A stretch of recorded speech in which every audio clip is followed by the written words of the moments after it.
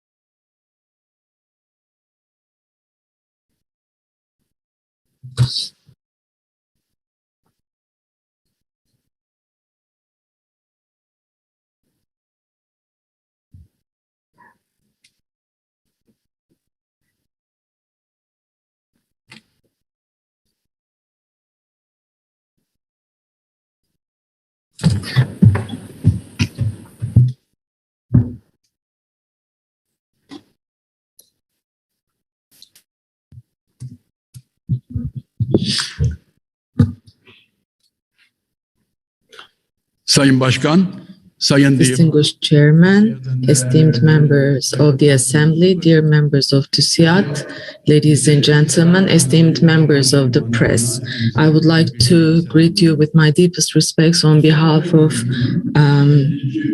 TÜSİAD Higher Advisory Board. This is the 50th year anniversary since we were established, and today at the advisory board meeting we're going to introduce a new project which is named Building the Future, and I would like to welcome you all once again. And we are nearing the end of the pandemic, hopefully, and actually this is shown by the fact that we could have organized this meeting face to face. We are all trying to get used to the normal life, but we know that a lot of things have changed irreversibly. As you know, we have been talking about the pandemic for a long time, and actually it affected the transformation of certain issues because we have seen very strict changes in many areas, and this has brought a necessity for us to change the future. And before we move on talking about these fast changes and transformation, let me tell you why we have to look for a new future for us. Ian Morris prepared a research which is titled "Why is the Western World Dominating the World?" And he is looking at the history to understand the reasons. And he talks about the pandemics, he talks about drought, economic performance, and he also says that all these get together at the same time, including immigration. And as you know, today's world is facing all these challenges at the same time. Of course, some of the countries will undergo risks and problems in different areas, including economic issues and political issues. And political administrations have the job to solve these problems and find solutions. But all these tensions, when they come together all at once, and these are extraordinary times in the history, and if you are unprepared for these changes and if you cannot manage it effectively, then this is going to create huge problems. So when we look at the future of our country today, we see that there are a lot of geopolitical risks, socio-political tensions, climate change, and unfortunately unjust economic growth come together in order to create huge problems for us. And when you add other issues like technological transformation, which has a huge impact on social and political and economic problems, then this problem is being multiplied. So in order to be prepared for all these problems, we have to take a closer look at how these will impact us. Let's talk about threats. The first one is geopolitical risks. In the near future, we have seen a lot of big changes in our vicinity. First, we moved from two polarized world, bipolarized world, to a single polarized world. And then India, China increased their geopolitical power, while United States of America has weakened, and they also had a transatlantic mismatch and discord with the EU. The geopolitical tensions started to increase, and now we have another polarized world where on one hand we have United States of America and on the other hand we have China, and we're discussing whether we're going to have a new Cold War in the world. So we're living in a critical geopolitical geography, and unfortunately we're being hugely impacted by this tension. And our attitude towards this tension is very important because it is creating problems for our economy and our political agenda.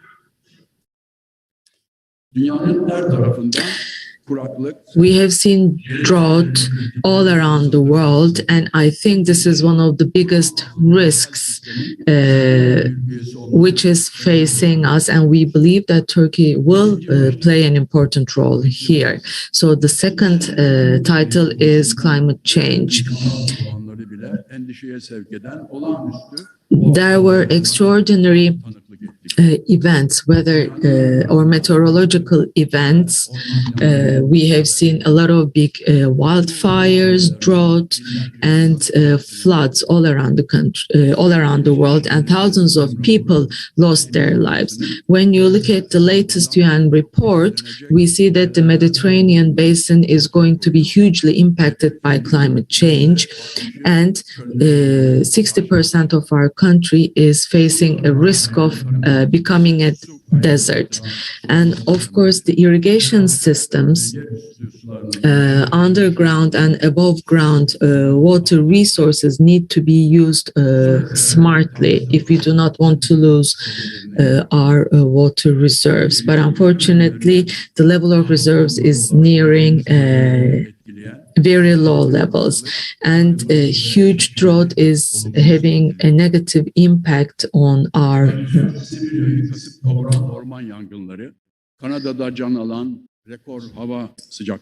forestation and our agricultural systems. A lot of lives were lost because of wildfires, because of droughts, and other countries. So we know that the climate change is having a huge impact all around the world, no matter where you're living in. And we have seen similar disasters in our country as well. Because when you have disproportionate intervention in the nature, when you are unprepared for droughts and for wildfires, then you lose a lot of lives, including human lives. So if we do not take important steps for solving these problems, then these problems will grow in the future, and these meteorological events will continue to impact us. And this is also true for earthquakes. And 22 years passed since the big earthquake in the Marmara region, but unfortunately, we still are not prepared for the next big earthquake in our country. Of course, the important results of climate change, and because we're on a fault line, unfortunately, shows us the fact that we cannot continue as we have always done. We have to take the necessary steps for the environmental protection issues. Turkey is one of the six countries which did not ratify the Paris Agreement, but now we have ratified this Paris Agreement, because if we are late in taking precautions, then we will have a higher cost for the future generations. This is wrong and this is not sustainable. Şu andaki ekonomi modelini baştan aşağı değiştirmemiz, We have to change our economic model. We have to adopt carbon neutral economic systems, and we have to arrange all our supply chain management. And the third area is the social and cultural environment. As you know, the developed world has an aging population, whereas the developing world has a younger population, and this is creating an unjust immigration problem. Again, an unjust and imbalanced economic growth is adding up to that, and this is creating huge tensions and creating huge reactions from different countries all around the world. When you look at the emerging markets, the urbanization is still continuing, and this is creating a lot of consequences, and they need to be effectively managed in terms of resource allocation. This is also true for our country because the production and consumption models are changing, and this is also having a huge impact on the political preferences of people. Recently, we have seen migrants coming into our country, and this is a big social issue that we cannot ignore. So we should not continue urbanization, especially on fault lines. We have seen the results of that, unfortunately, and this is also true for political and social fault lines in our country. There are imbalances and unjust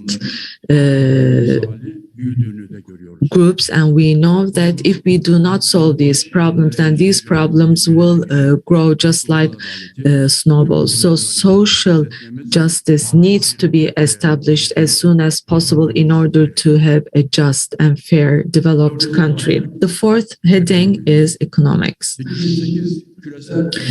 After the 2008 global economic crisis, the economic problems have become one of the most important topics that we have started to discuss.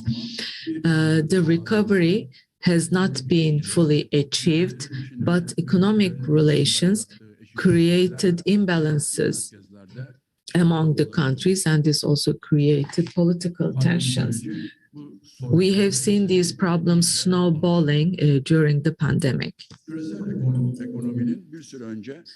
The global economy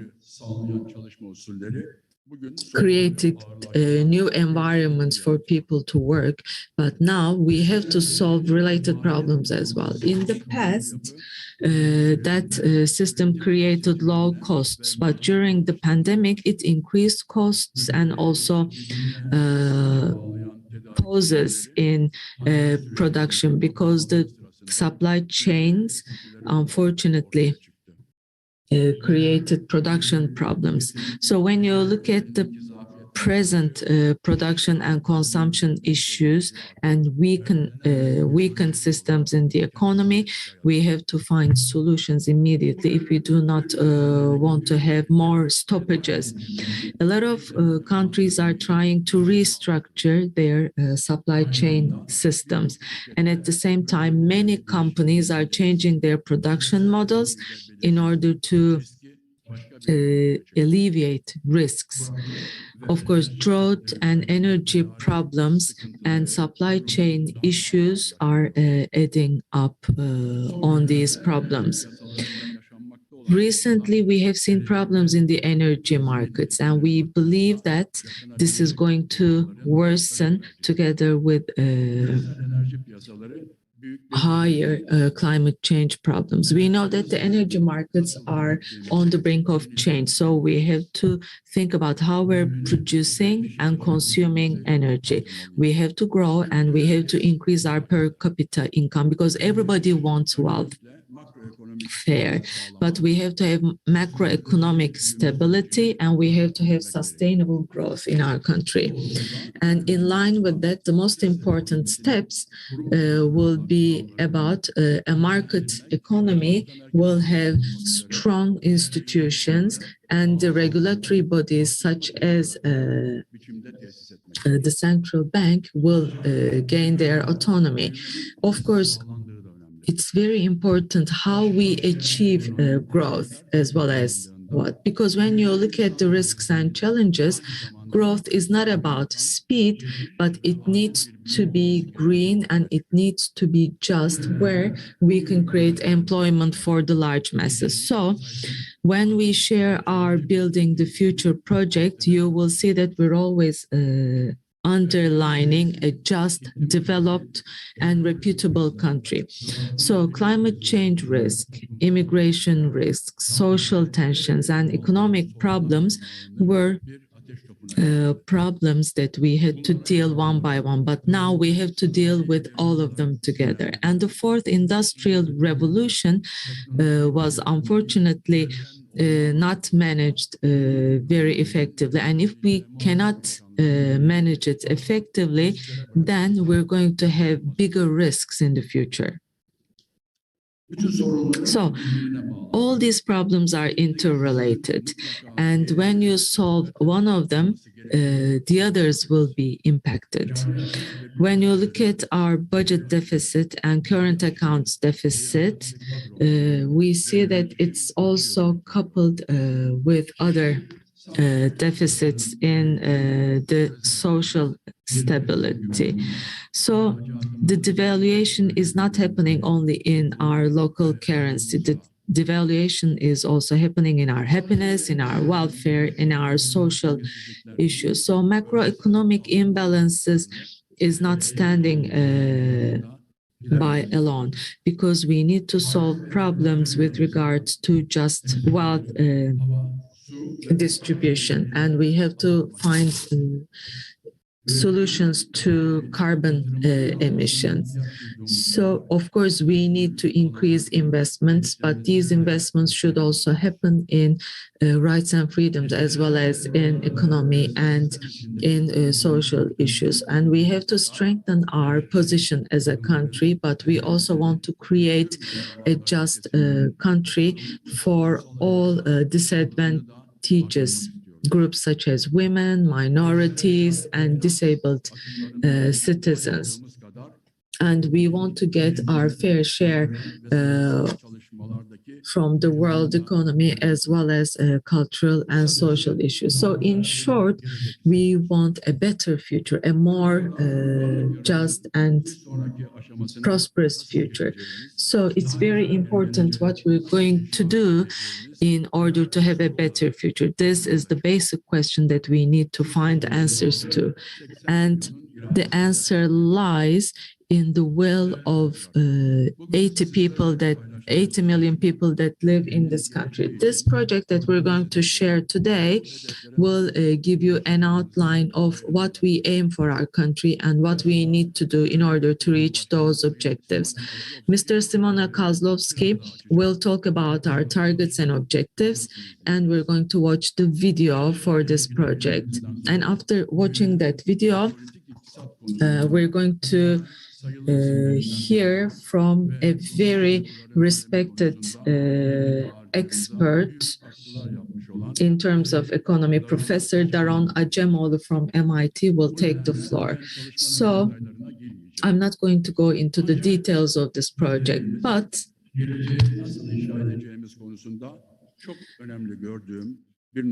I would like to emphasize a topic which I think is critical for building our future.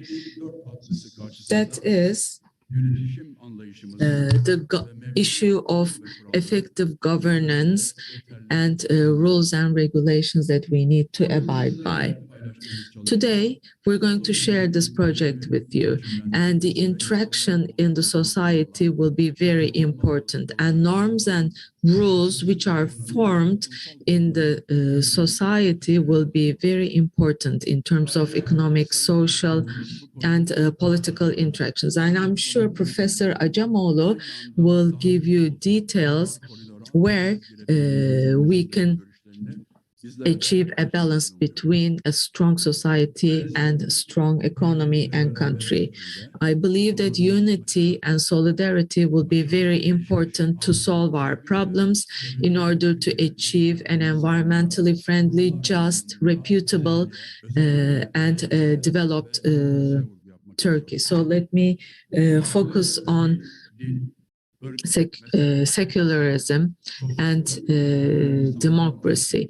We know our population is made up of different ethnicities, different minorities. So we have to embrace everyone. We have to extend all rights and freedoms to different walks of life and to different groups in our society, because these differences, these diversities will nourish us, will enrich us rather than divide us. And it's going to help us grow and develop in terms of economic issues, social and political issues. So castes have been eliminated in order to develop the society, and democracy and secularism will play an important role to eliminate the different privileges of aristocracy. And secularism also eliminated the privileges of the religious circles, and it helped societies grow. And it has been the cement which binded different groups in the society. Our great founder, Atatürk, took an irreversible step in order to create a developed country, and secularism and democracy will help us to build our future as it has been for the last 100 years. So we have three suggestions under the heading of institutions: rule of law and independence of jurisprudence and the justice system in our country. And people should have guarantees in order to look for their rights. And second one is to strengthen a pluralistic democracy, and we have to abide by the standards of the European rights and freedoms, and we have to eliminate othering and marginalization in the society. And third,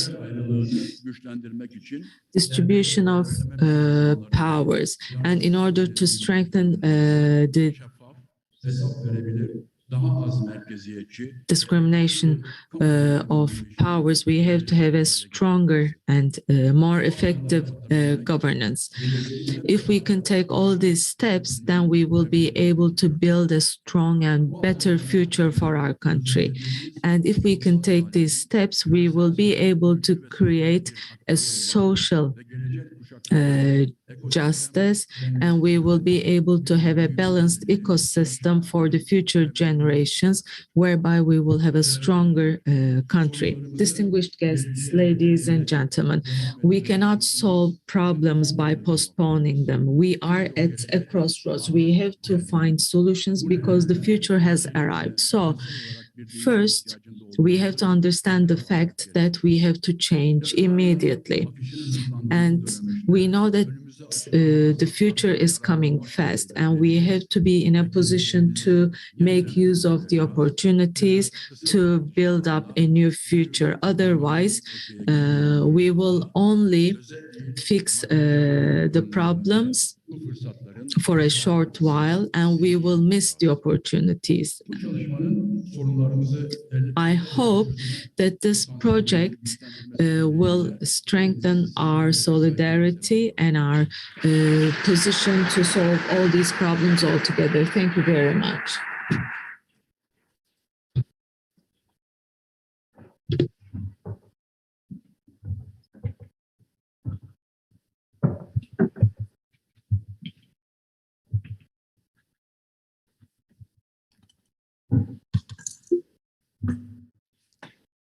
Sayın Başkan, Honorable President, distinguished members of the Presidency, distinguished members of TÜSİAD, welcome, good morning.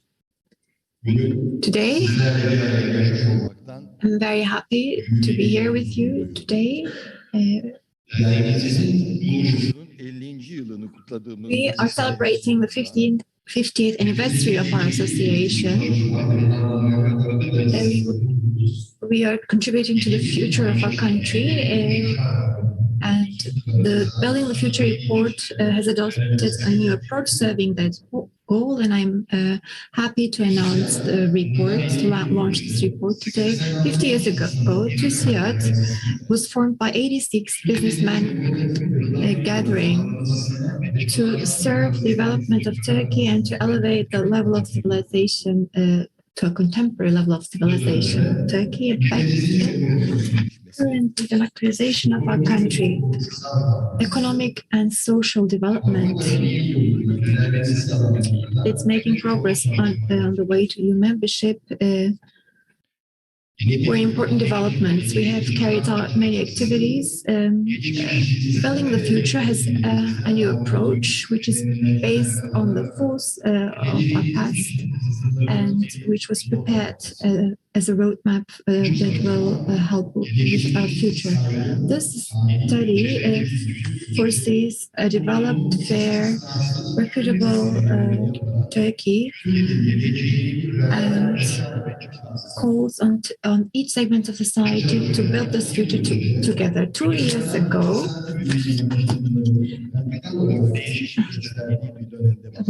economic development changed radically, and a new, fair, sustainable global balance search was initiated back then. In this environment, we wanted to build the future of our country with a new approach, to write a new story for our country.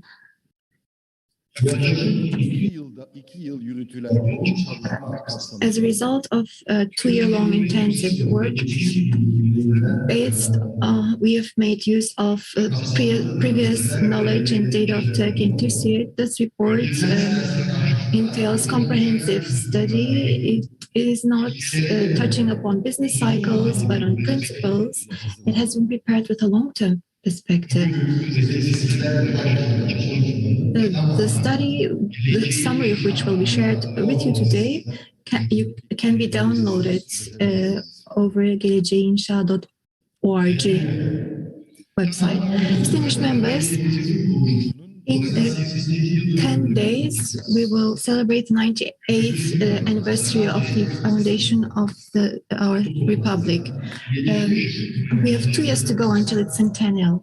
We will try to shed light on what has been done so far. I would like to share some of my views as regards what has happened so far in the past, because people who are not able to draw lessons from the past and neglect their mistakes and don't see the value in what they have accomplished so far will never accomplish a breakthrough in their future life.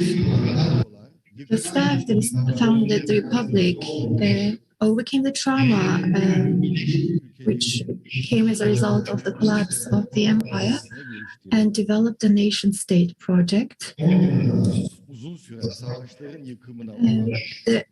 It came out of war.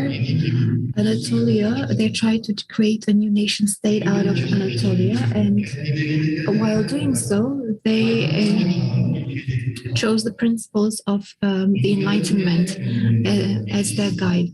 And one of the principles of those, which make up the backbone of the republic, and it is dispensable for democracy and peace, social peace, had been secularism.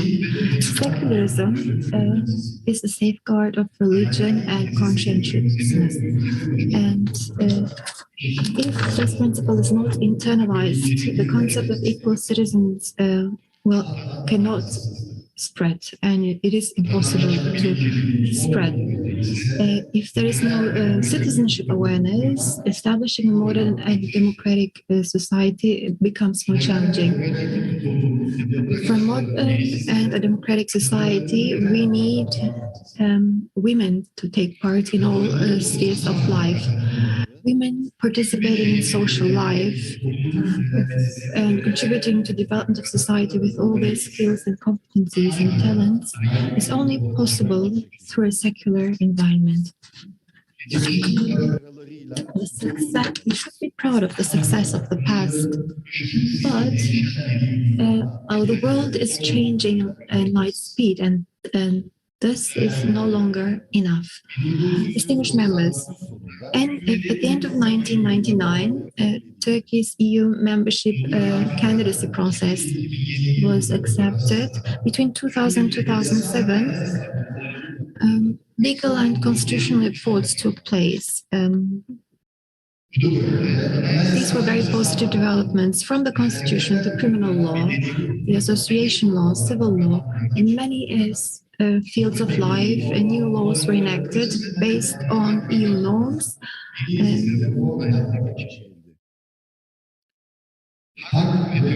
Right in the areas of rights and freedoms were expanded.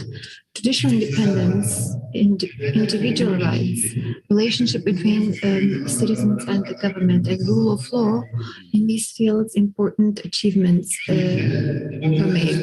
Back then, the social energy grew, experienced a boost, and it instilled trust in the future.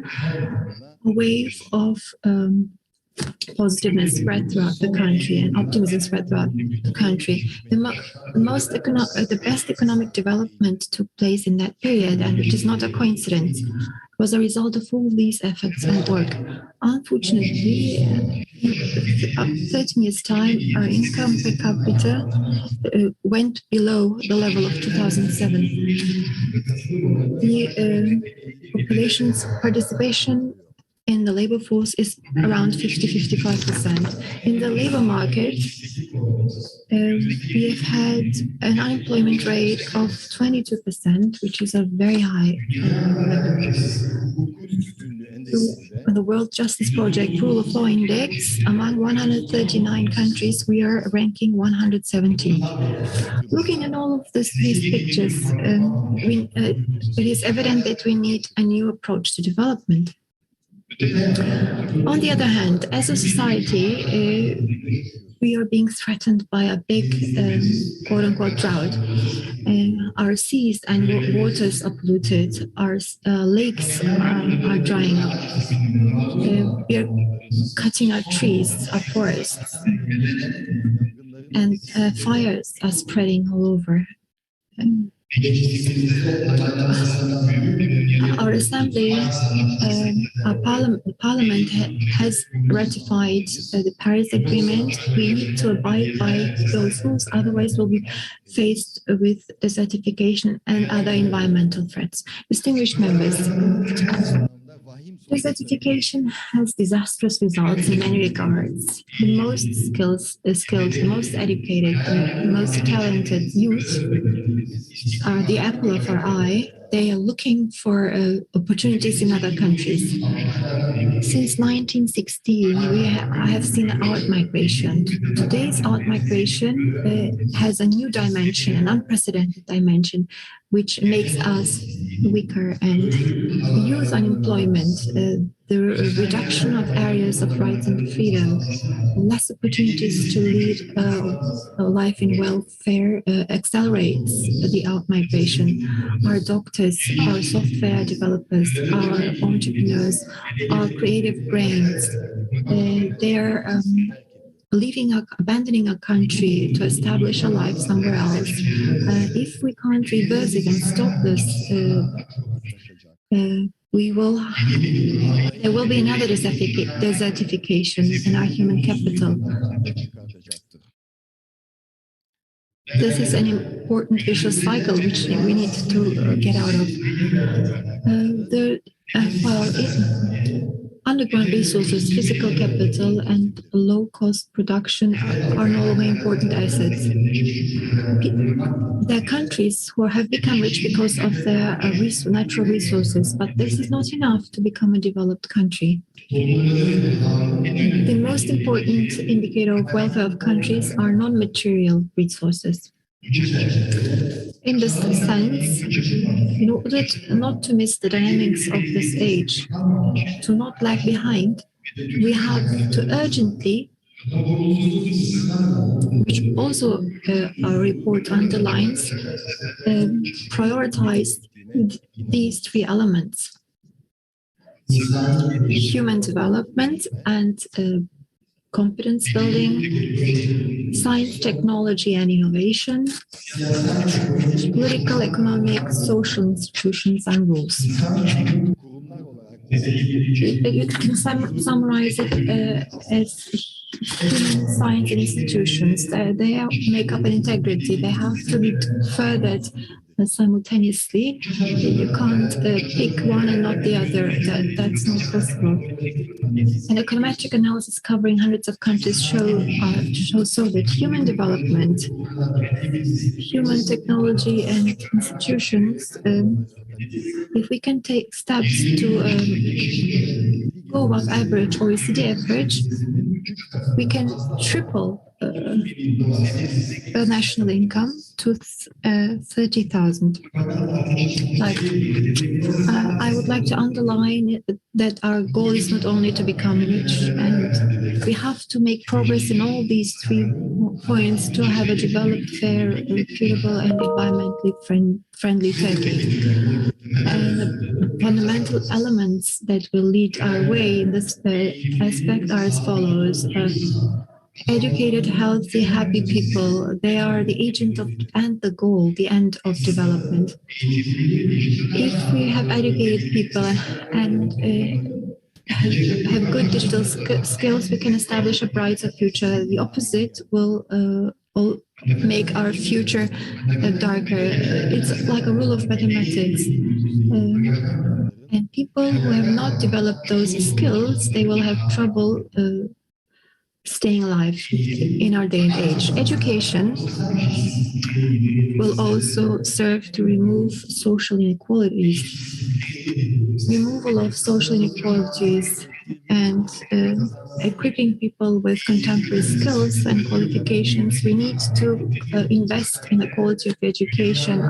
If we don't do that, we will not rank among the top countries in the world. Regional differences and gender disparities should be removed in education, starting at preschool level. Resources allocated to education have to be increased. We will have big economic, strategic, ideological clashes going forward. It is always mentioned and discussed. There will be new power distribution, labor division, and people who will catch up will lead the world. This is our responsibility of future generations. We need to catch up with the rest of the world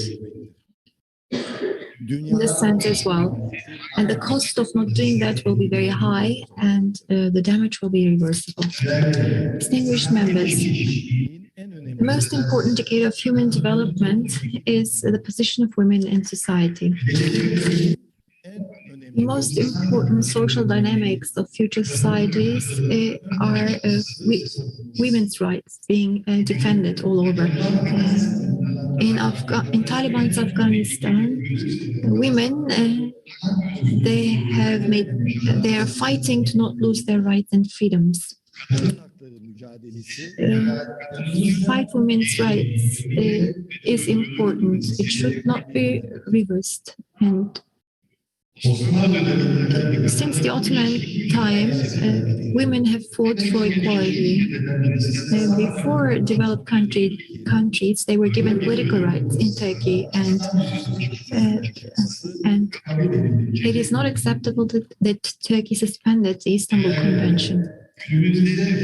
Distinguished members, there are three basic elements of welfare. One of this is institution and rules. The government and its institutions, in all their transactions, they should be bound by law.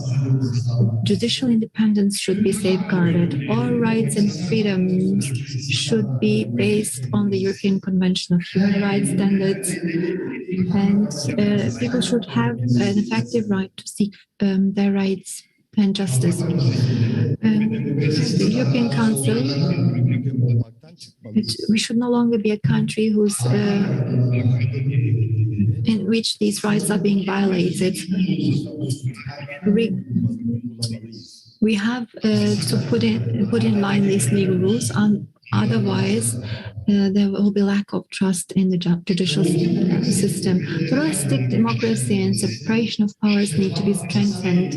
This is a transparent, accountable public administration. The autonomy of oversight institutions and supervisory institutions will help along the way. The lack of institutionalization results in lack of investment. Lack of institutionalization rules also harms foreign relations, and for many years,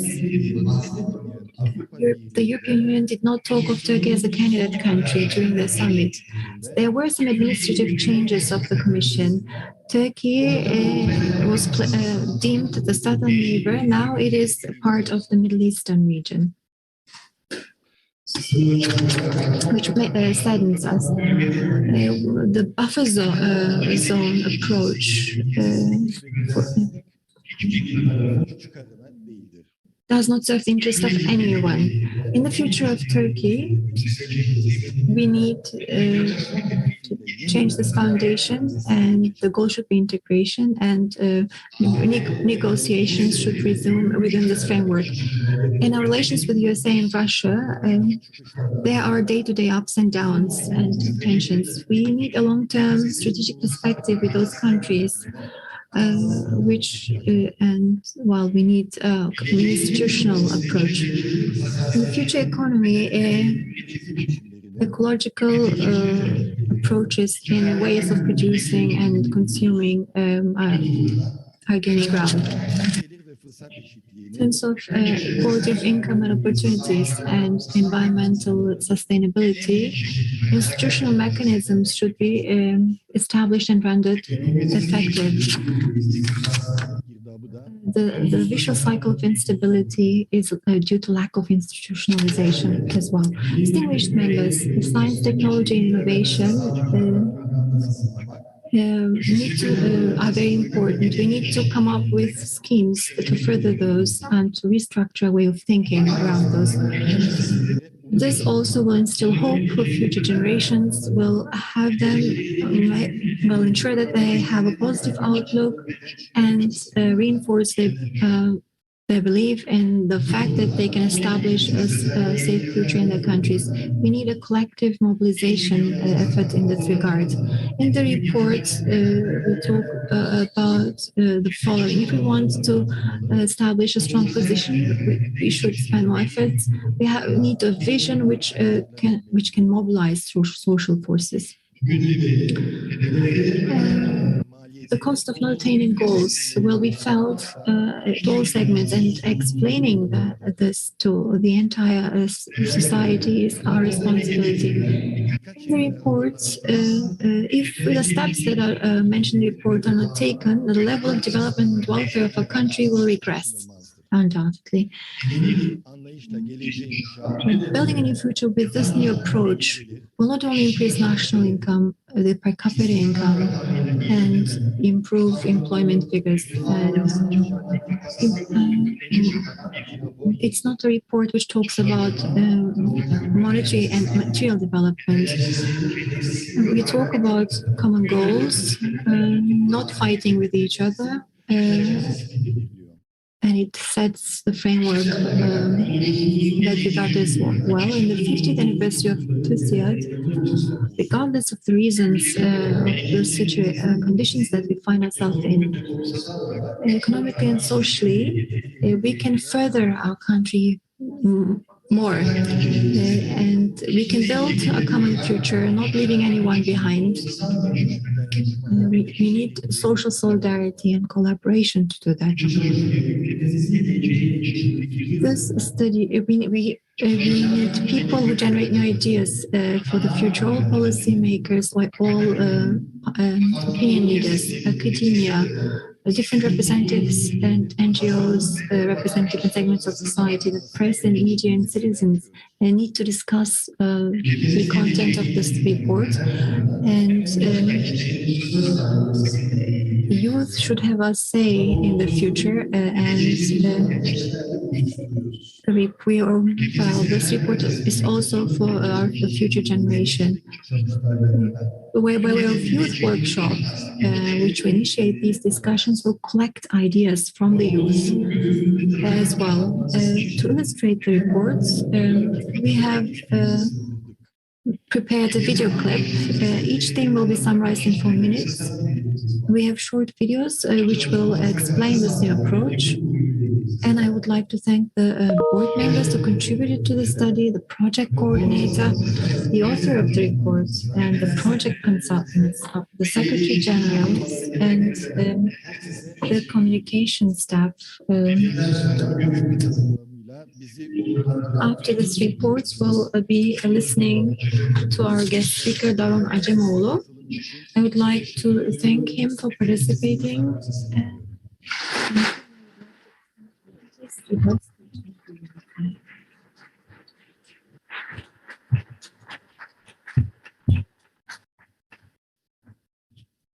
Bu rapor geleceği iş. This report is a call to build the future. To build the future, we need to adopt a new approach in development, disseminate development all over society. It's a new roadmap. The most important indication of welfare is non-material sources. Developed countries' welfare depends on people and the technology developed of people and the institutions that are built by people. There are countries that have become rich because of the natural resources, but that's not enough. Which way should our country follow? It is based on 3 elements, the way to development: human development and competence building, science, technology and innovation, political, economic and institutions and rules. These are non-material sources. And if you focus on those, physical investment will be strengthened. Such a Turkey will have economic welfare, sustainable development, and higher per capita income. Will become a role model and be bound by international law and conventions. Will leave no one behind. It will become a fairer Turkey. It will achieve environmental sustainability as well. But we are not among the top countries who can do that. When you look at the competence index of the World Economic Forum, we are number 78. And in the innovation index, we are 41st among 132 countries. In terms of the rule of law index, we are number 107. The European membership process gained momentum in 2000. We have seized this opportunity and tripled our per capita income. Science, technology, competency, and they slowed development, and those slowed down. If We, in business as usual scenario, will have $14,000 per capita. But if we develop people science and institutions and are above OECD average, we can triple our per capita income to reach 30,000 US dollars. The future of Turkey is one that waits for us to build it together. But how? In each level of education, we should increase quality and inclusiveness. We have higher standards in work life and academia and equal opportunities for women. And allocate more resources for R&D, have a digital environment, green transformation, and prioritize collaborations in this field. Pluralistic democracy, separation of powers should be rendered effective and to have reliable, comprehensive institutions and rules everywhere. This school will serve our happiness and future, and it's a call to build the future together with a new approach. Bridge, dams, highways, factories, airports were built.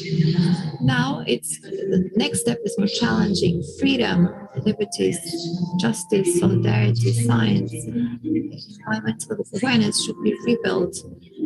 And we should rebuild trust in reputable institutions. It's not time to wait. It's time to move on, to be freer, more independent, more educated, better, brighter.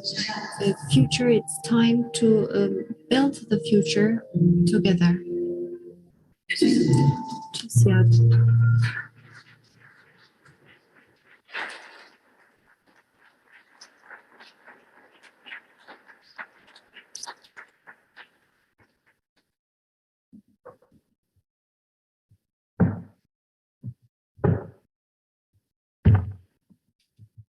Şimdi Now, our distinguished guest, Professor Dr. Daron Acemoğlu, is kindly invited to the rostrum for his presentation.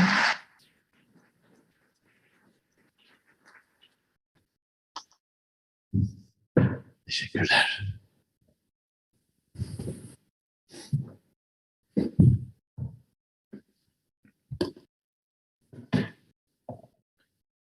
İyi günler.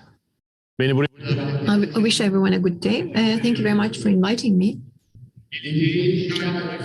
Building the future or rebuilding the future is indispensable. It's one of the most important subjects for Turkey and the entire world. Maybe it is the most critical discussion point. But as Simone Weil said, at the same time, building the future means also building the institutions of the future. These go hand in hand. I'd like to talk about how to create better institutions. I have a book, Narrow Corridor. The co-author is James Robinson. I would like to refer to this book, and I would like to talk about Turkey and the existing business cycle in this. This is the Turkish version of the book. What is justice?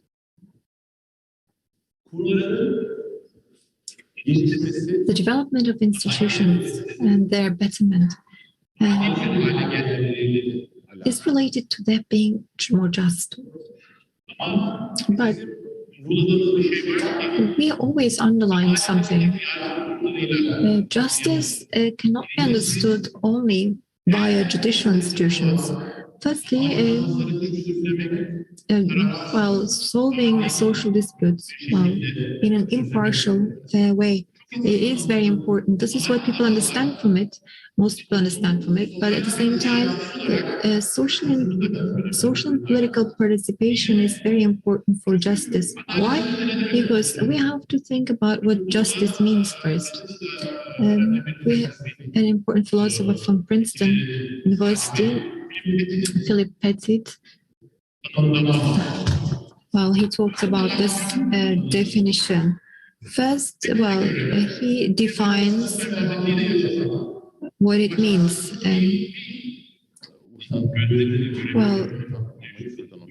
Being upon the mercy, depending upon the mercy of someone and the arbitrary imposition of someone. being in this volatile position and to be aware of the psychology of the other at all times. Well, accruement, well, recognition.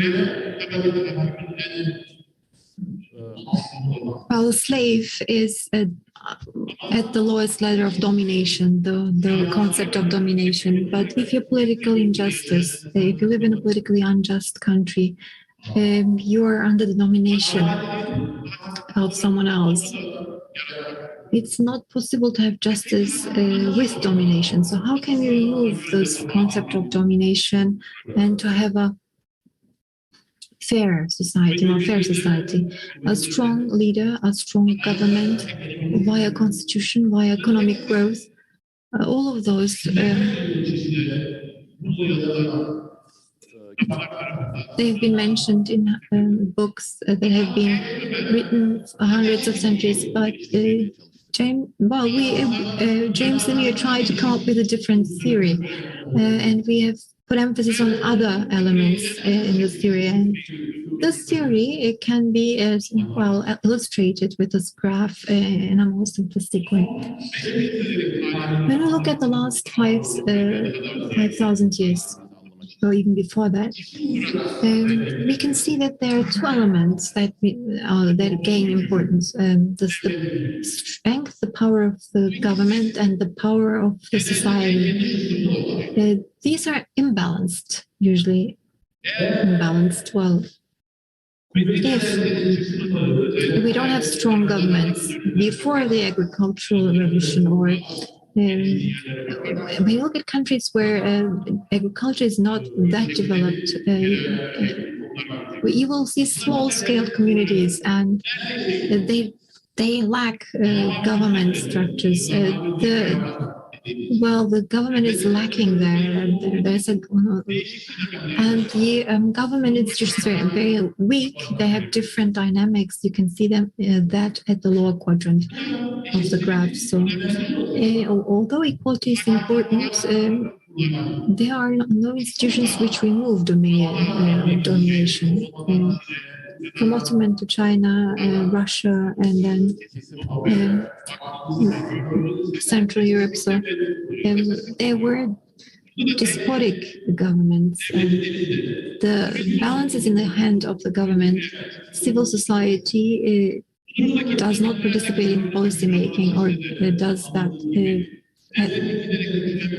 Barely does that. And here we have government becoming stronger, and civil societies, they're losing all their qualities. And the government is becoming stronger and stronger. And you see a stylistic arrow that shows that in the graph. In our book, we have been talking about an important element. Restricting domination happens within this corridor. And as you can see, there's balance between the government and the society in this corridor. Neither the society is as strong as to be able to remove the government and to prevent the government from working, nor has the government the power to suppress and the society. So if there's a narrow corridor, and in this narrow corridor different dynamics occur, this arrow points upward. What does it mean?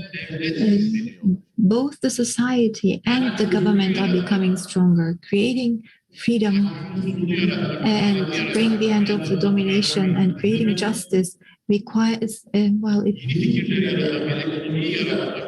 or creating an economy which bears no ideas. It's a process. It's not an event, a single event. Well, it happens in time. It's a process, and it doesn't span over 10 or 20 years. It spans over hundreds of years, but we have to start somewhere, creating this balance, and it will gain momentum then to make this society stronger. It will oversee the government and the private sector, etc. At the same time, government institutions, they will adapt to technology and globalization and adapt to evolving problems and issues, and because they will have have the capacity to do that.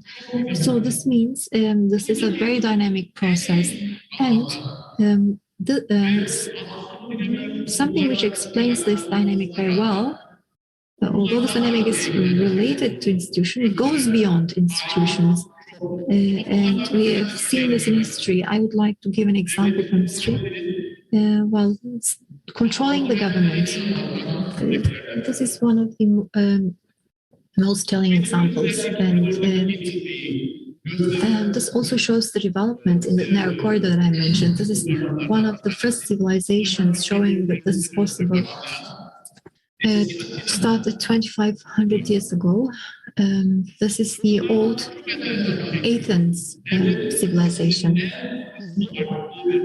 This is a period where the capacity of the government has increased tremendously. Athens are building roads, they're introducing reforms, they have a monetary policy, they're establishing a state of welfare state 2,500 years ago. But this does not come with domination of the society. It happens in a balanced way.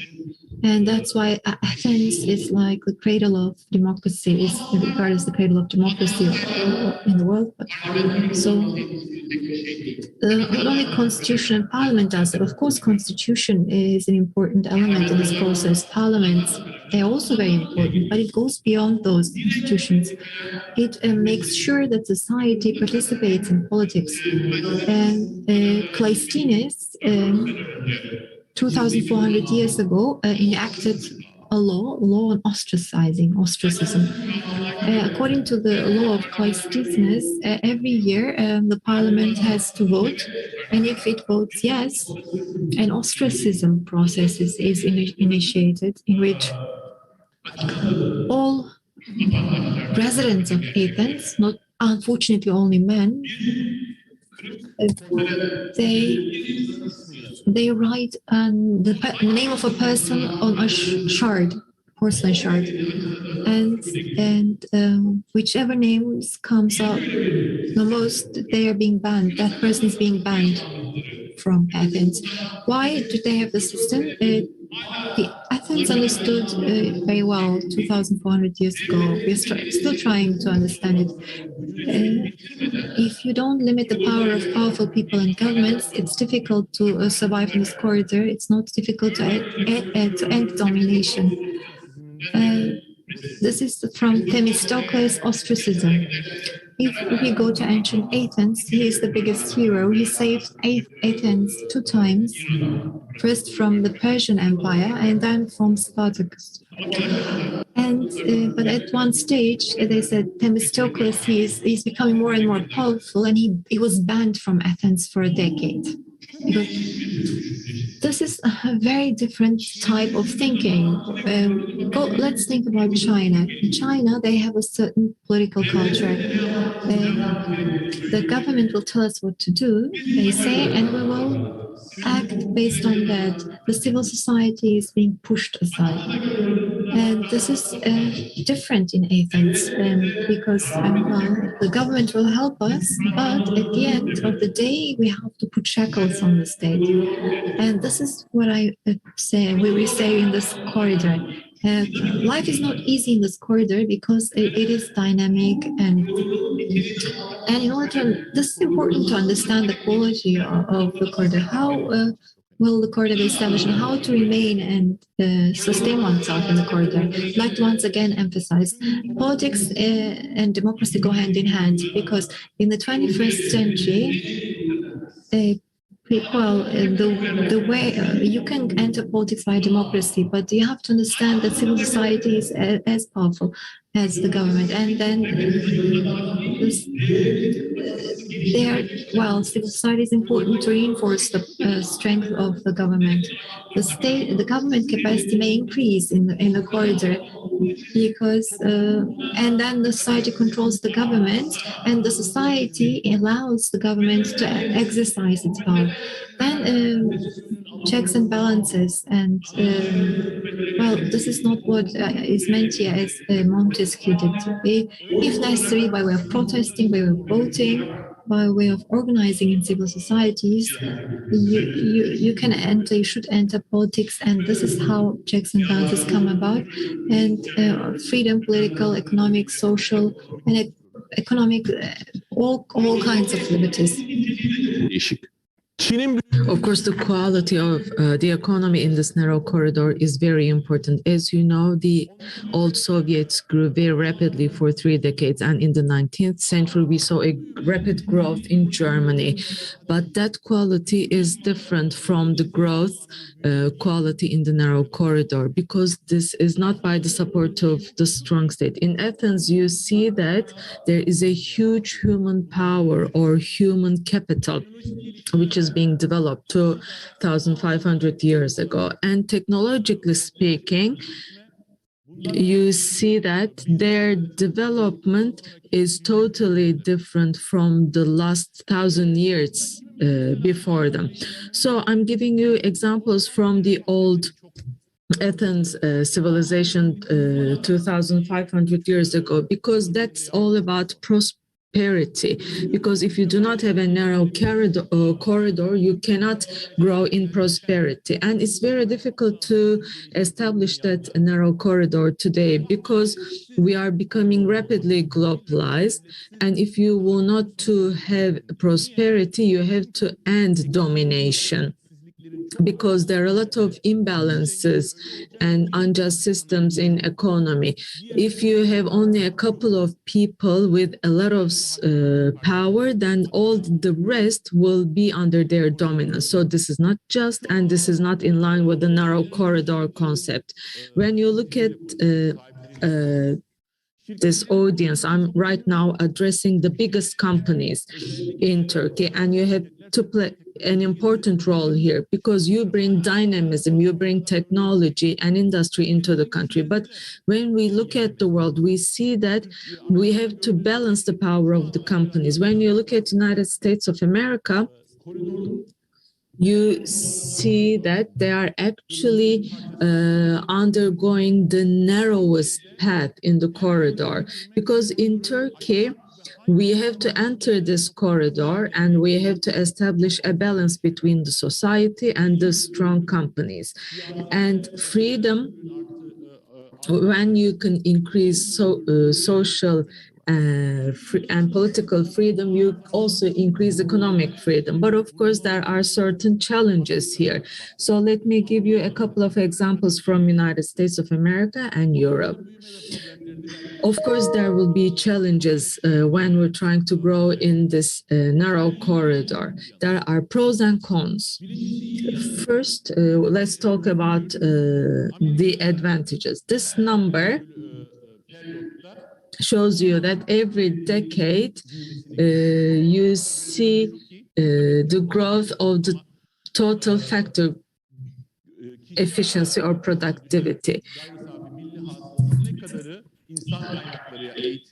It shows you how much of per capita income can be explained by increasing efficiency and productivity. Here, till 1930s to the end of 1970s, the biggest engine of US economy was this total factor efficiency or productivity. So the advancements in technology increased this efficiency overall. And starting from 1980s, we have entered the digital age. Everything is changing very rapidly. I don't have time to show you the details, but when you look at the patents increased 4.5 folds since 1980. So every day we see a new technology, the robotics and artificial intelligence is changing everything.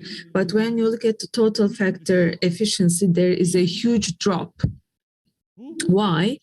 Because this shows you that even life is very challenging in the narrow corridor. When you disrupt the balance, when the big companies become very powerful, and when they use all the opportunities, and when you do not have an even distribution of opportunities, there is a disruption in the balance, and it brings about inequality. When inequality increases, we see lack of justice and we see domination. But you see a burst of inequality in the United States. Here you see 5 different educational groups starting from elementary school to postgraduate, and here you see the development of their salaries. In 1950s and 60s, all of them grew together, hand in hand. And that means the growth is shared all around the society. But starting from 1980s, you see a huge inequality, a huge gap among these curves. And when the education level is low, when I say low and medium, it's all about high school graduates and college graduates, 2 years college graduates. Their salaries start to drop. That means they become poorer compared to their parents. Is this also valid for other countries? When you look at the inequalities in most of the places in the EU, we see a similar picture. So we have to think about Turkey along these lines. Right now, controlling this inequality is a crisis for countries which are in this narrow corridor right now. And this is also critical for Turkey because in each OECD country, the main issue is the disruption of the middle class or the destruction of middle class. Here we see three classes of professions. The lowest grade, where we have the blue colors, and the highest grade is made up of, the legal people, the managers or the engineers. And when you look at these countries, you see that the middle class, which is formed by the blue color or administrative of positions are going down in numbers, and it shows us that the inequality is increasing. So where does the importance of institutionalization lie? When you look at the institutions, you see that they have an important role. But let's look at the macro picture and let's take a look at democracy. Democracy is being emphasized every day. Everybody is saying that, China proved the fact that democracy is not needed and Turkey needs stronger leaders, not democracy, etc., etc. This is not, you don't see any statistical filtering here.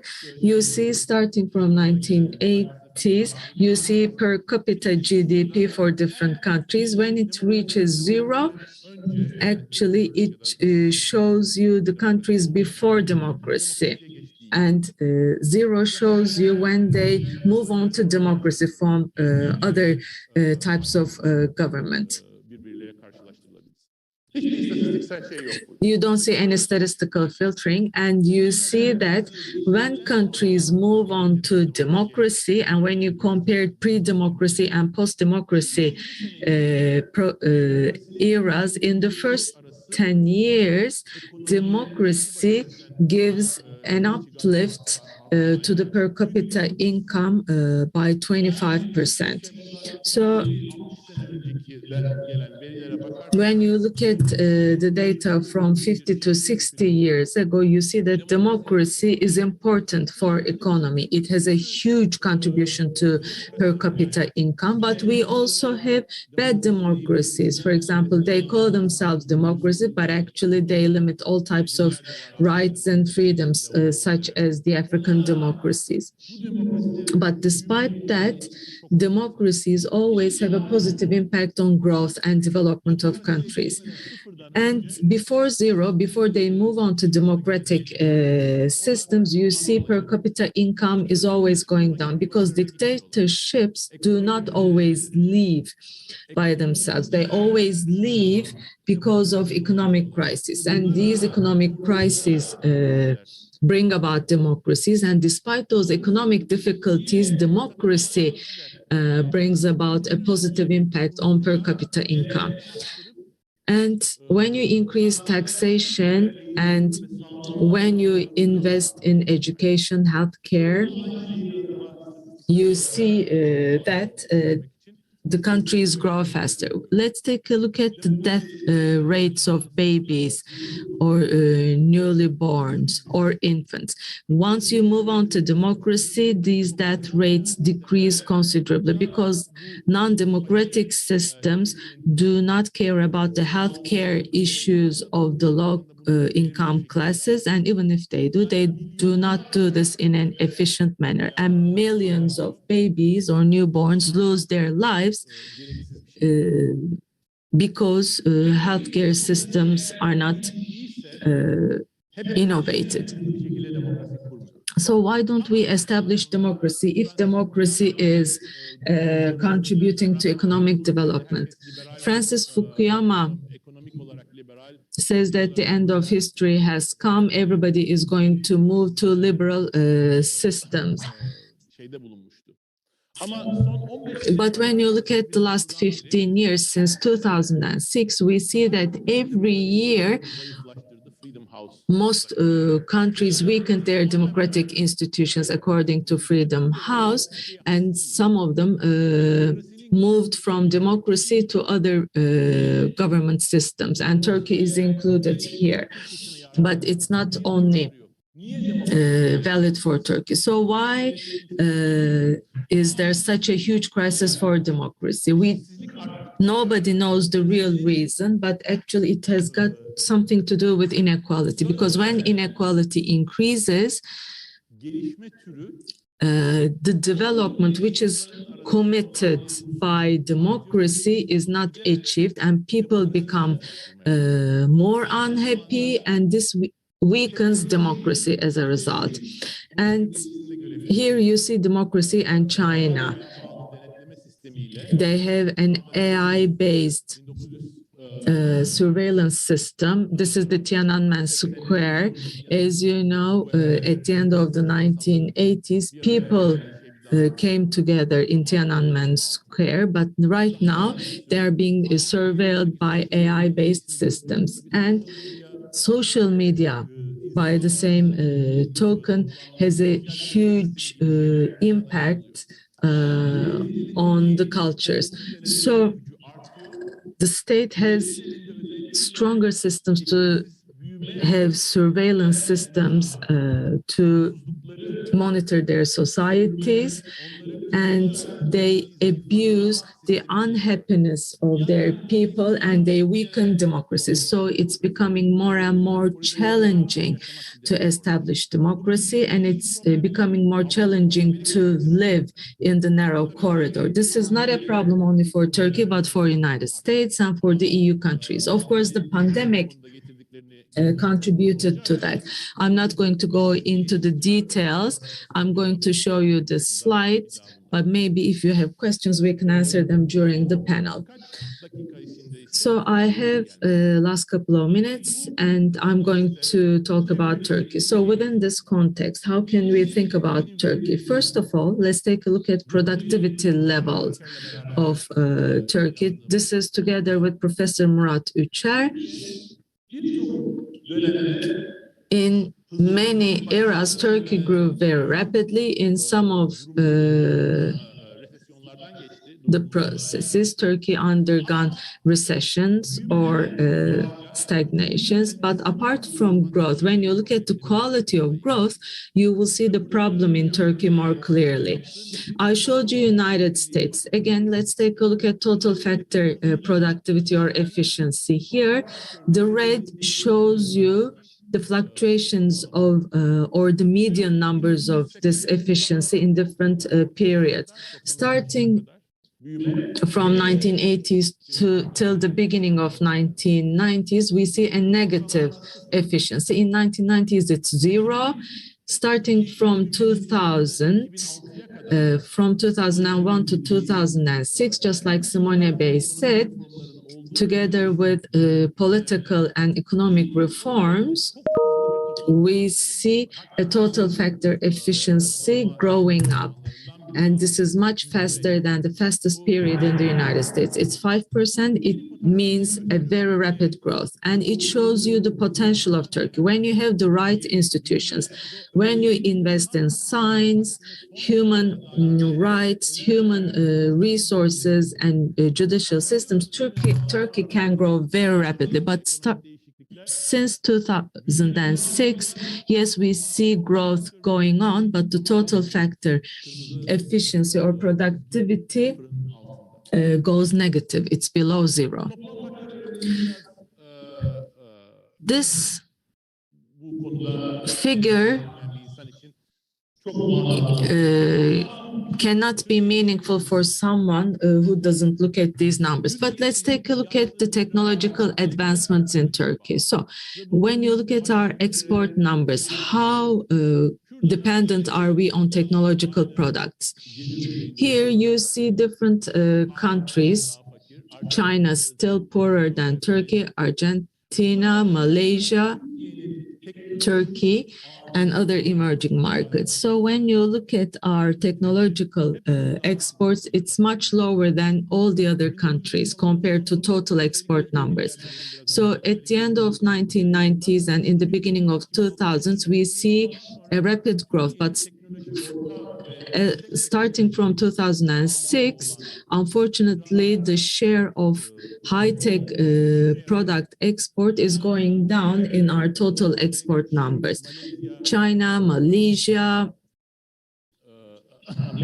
Mexico have higher numbers, and unfortunately there is a bigger gap among these countries and Turkey. So unfortunately there is a recession here, and we believe that this is closely related to the fact that we're still not in the narrow corridor.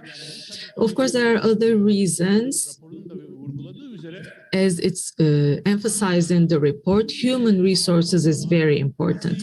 Actually, Turkey is one of the countries where we see most of the people not graduating from high school. It's like 50%, and this is a huge cost in our economy. When you look at our PISA scores, the quality of education is very low compared to the OECD averages, and recently these numbers are worsening.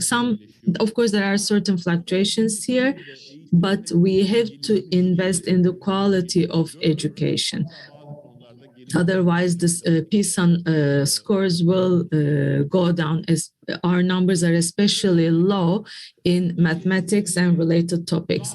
Inequality. We have huge inequality in Turkey. When you look at the Gini coefficient, in the beginning of 2000s, it was 43%. This is around Latin America numbers, which is very high. And many economists, including myself, think that this is actually higher, but because of unregistered unemployment, we still don't know how high this percentage is. In 2000s, when we had high quality growth, the inequality numbers go down, and again, it starts to go up when the quality of the institutions go down. So this is a problem in Turkey as well as in the United States and in Europe. But here the characteristics is different because the technological advancement is not very fast, but because of unregistered economy and other economic issues, this inequality numbers are going up, and we see the quality worsening in institutions. Just like Simone Bey said, whichever social indices you look at within the last 2 decades or within the last 15 years, rather, we see a lot of decreases in these numbers. And within the last 5 to 6 years, we have seen the biggest worsening or recession in the quality of institutions after Mali, and you know what happened in Mali. And the biggest issues are about the freedom of press and freedom of expression. So how do they impact economy? Of course, you know how it impacts economy and economic development, but let me emphasize one thing here. This is a report by the World Bank, which was published last year. When you look at the regulations and the rules in the business world, there is a huge increase in the number of these regulations. The right regulations are important. Yes, we need new regulations in terms of AI and digital systems. But when you look at the composition of these regulations, this is very arbitrary. When you look at the new regulations which were passed by the parliament, they have not increased in numbers. All these increases happened in presidential decrees, which have not been ratified by the parliament. So these are arbitrary in numbers. And when you look at the technological advancement, we see that they have a huge negative impact on the investment in technology and in other areas. When you look at the basic problems in Turkey, we're not in the narrow corridor. Unfortunately, Turkey, especially within the last 60 to 70 years, Turkey developed as a country in terms of technology, in terms of democratic institutions, but we're still not in the narrow corridor because we still have a very weak civil society. Yes, the constitution matters a lot. We need the right constitution. We need the right rules and regulations in order to increase the capacity of the state and to increase participation of civil society. Is constitution defines the law, it defines the political system, and just like Simone Bey said, symbolically it shows us the expectations from the civil society, just like we see in the Metro of Istanbul agreement. But if civil society is not participating actively in democracy or in politics, we cannot exist in the narrow corridor. This is my last slide. If you're outside the narrow corridor, you have a lot of ways to enter this corridor. Which path is better? It depends on where you start. If you have a very weak institution and civil society, this is path number 3.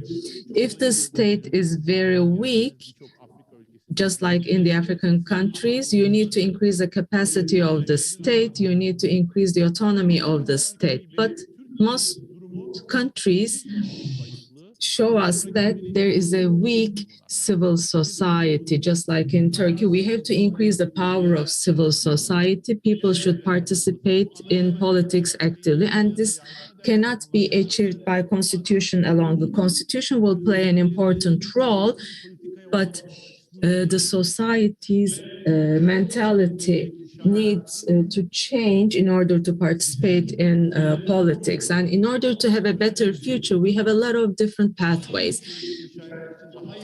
But we need better institutions. For better institutions, the civil society needs to act more actively in politics. Thank you very much.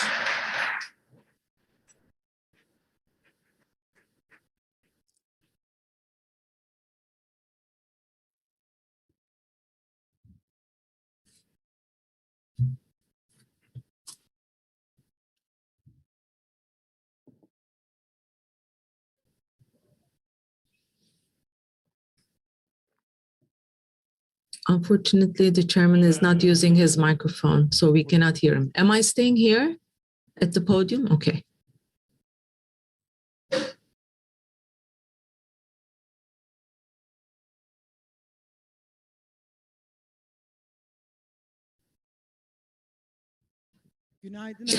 Good morning, everyone.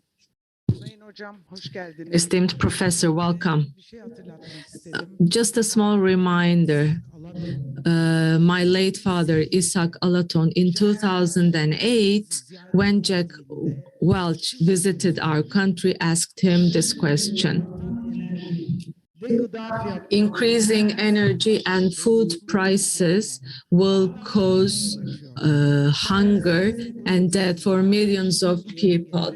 Do you think the free market economy is not functioning anymore? I think Adam Smith has died. So do we need to rediscover Karl Marx for the development of the world? I think you remember this question. Of course, Jack Welch said, what a silly question in English. That's what I remembered while you were talking. And secondly, just like esteemed professor said, and just like Mr. Chairman have said, women should participate more in democracy and in the business world. Only people in this room can create equality in their boardrooms. When we have 50% of our board members made up of women, we're going to create a huge difference in our economy. Thank you very much. I totally agree with you.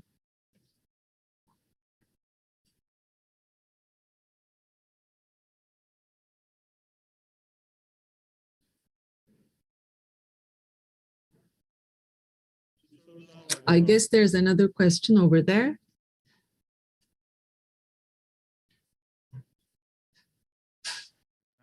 Hello, my name is Mustafa Sayınataç. Esteemed professor, thank you very much for your presentation. In your last slide, I have a question with regards to your last slide. You talked about the narrow corridor and how we can enter it, and you said that we have to have a stronger civil society. When you look at Turkey, there are two important parameters. The first one is the society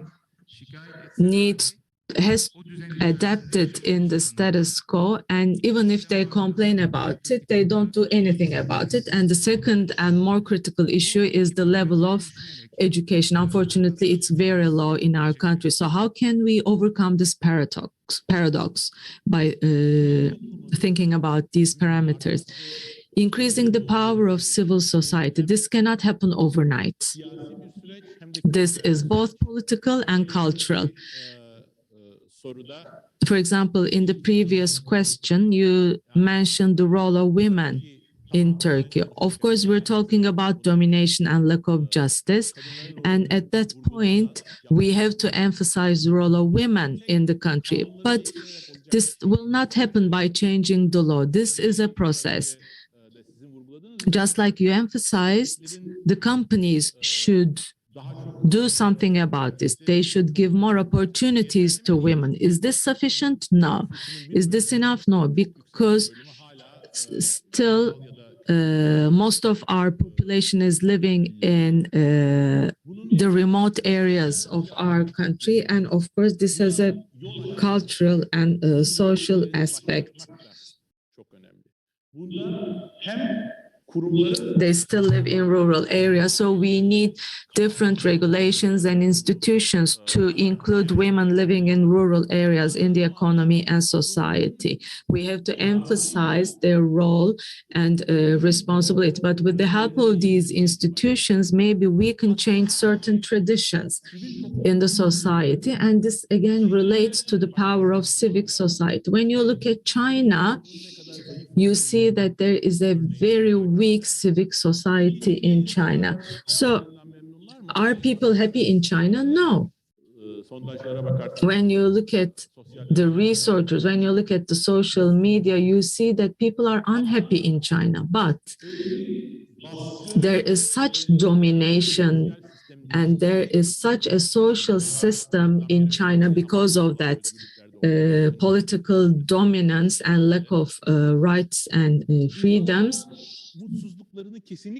people cannot open up to politics with regards to their unhappiness. They are not saying that we're unhappy. There is air pollution. We're being displaced when we come to the urban areas from the rural places. We don't have any rights and freedoms. So we have to organize and we have to form a political party to support our interests. They cannot do this because the social system does not support that.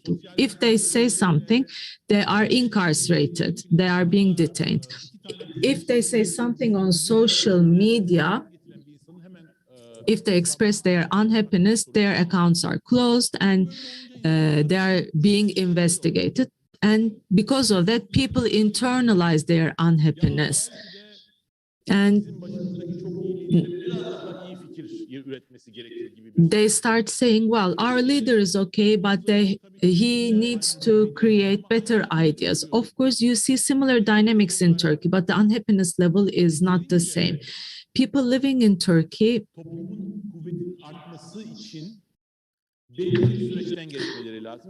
need to undergo a specific process for the civic society to get stronger. But we have to do this ourselves. We should not wait the higher echelons to do something about it, because it's not going to come from top to down.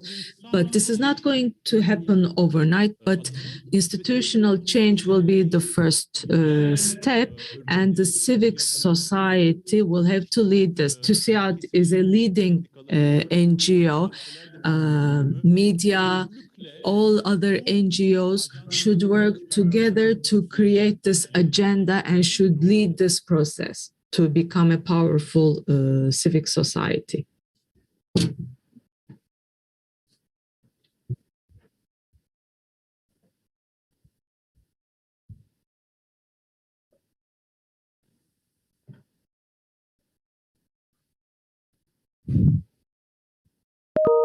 Davet edeceğim.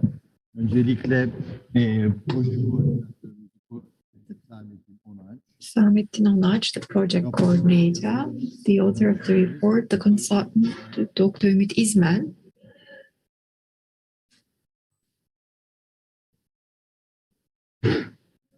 Proje danışmanımız Research writer, project advisor Bekir Bey.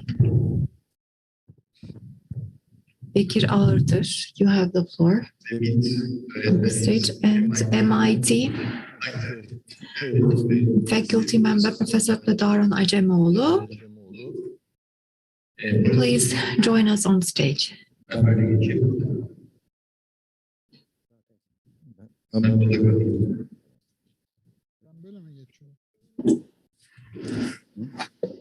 Evet. Ben böyle anlamadım. Çalışıyor. Hadi halledin. Halledin, fark etmez. Peki.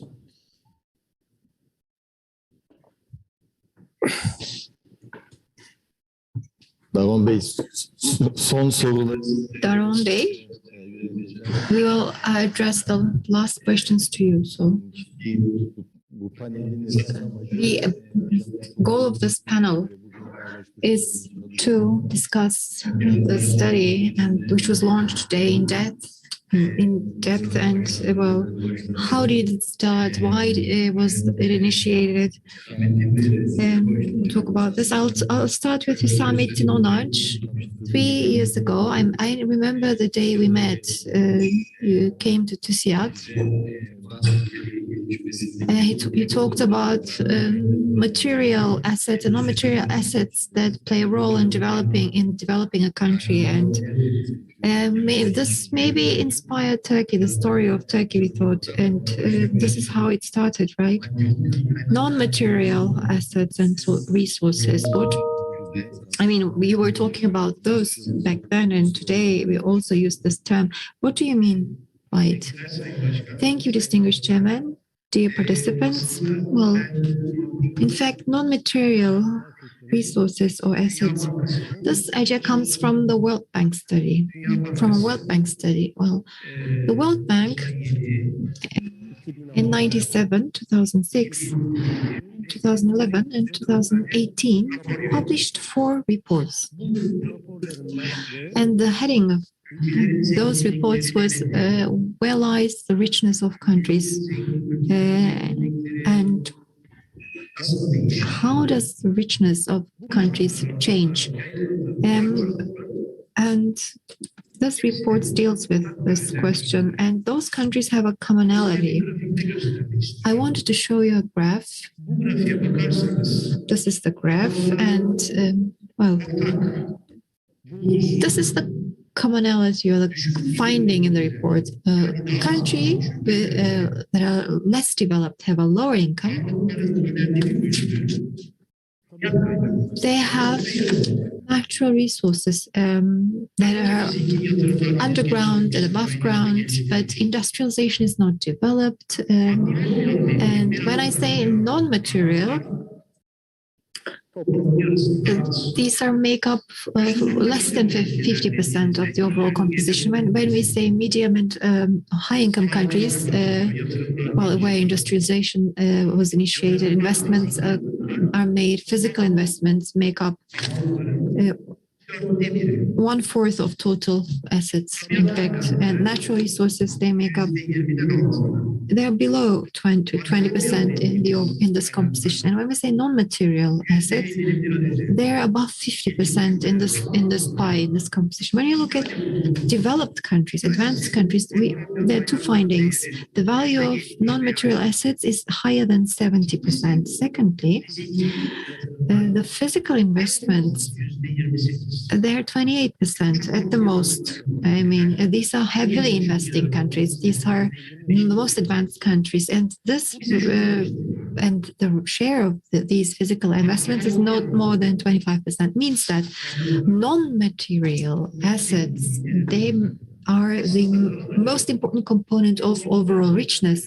And Professor Daron, he very nicely explained the value of these non-material assets. I don't want to repeat this, but in its essence, when you look at the World Bank studies, there are three elements which have an impact on these people, the education, the competency, and the specialization. And Professor Daron showed us indicators, and the quality of education comes with it, and level of education, of course. And secondly, technological development, to what extent they enable innovation and the capability to innovate, and science, of course. And the third, the Professor Daran put it very well: institutions and rules, democratic, fair, pro-freedom environments, climate being created, politically, socially speaking, and setting those rules and abiding by those rules. And when we combine all of those, we are within this narrow corridor. And so our inspiration was a World Bank report, as I said. And Professor Daron, he put another perspective to it, and he gave very important and backed it up with his figures. And thank you very much, dear Professor. So our study takes into account those three components, this is the basic element of development, or fundamentals steps of development. If we are to develop more, if we are going to make accurate physical investments and pick the right investments, come up with the right tools and the right funding, and do it in the right place in the right time, we need institutions, we need people, human capital, and we need innovative, creative ideas. This is our point of departure, but this doesn't bring us to this narrow corridor. Other aspects are needed to bring us into this narrow corridor, and these are the goals that describe development. So stability is one of those. We need to be predictable as a country. So we need equality, justice, not discriminating against gender, religion, race, beliefs, and So it's not possible to go in this narrow corridor where there are inequalities. Secondly, we need to be a reputable country, internationally reputable country, and everyone stated that. I will not repeat it. And we need to live in a country that is not plagued by drought. Simone Bay explained it very well. I will not repeat it. Our study, they're based on these three fundamental principles.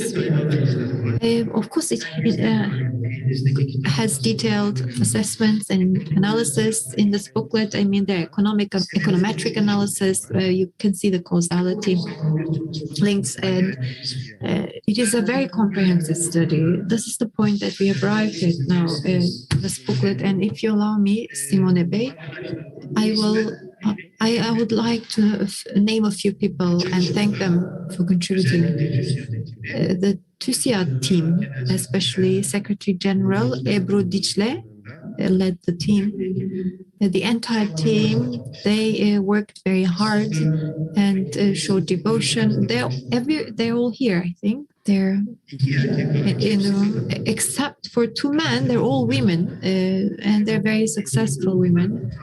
They're very assertive and they're active, and they will leave their mark on history pages of history. And it was very critical that they be involved in this report. And of course, since the onset of this project, we have been working with Kira Ardash. We did the social evaluation together. This is not only a development project; it's a roadmap for economic and social development. And we have econometric analysis. Koç University academic staff helped with this econometric analysis in the report. And of course, first and foremost, I mean, it's a 300-page report, and the author of the report, the person who drew up the report, our academician, Ümit İzmen, Associate Professor Ümit İzmen, he is also here. He is a colorful person, and effort.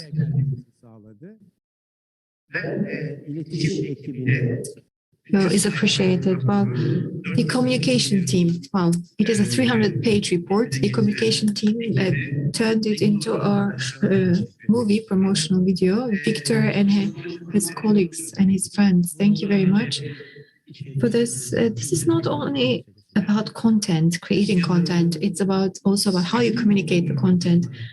TÜSİAD is a civil society, a civil organization. In order for them to be more active and effective, the communication work is also required. So, last but not least, I'd like to say that, well, we've been hearing about non-material assets, narrow corridor, and we had these short video clips.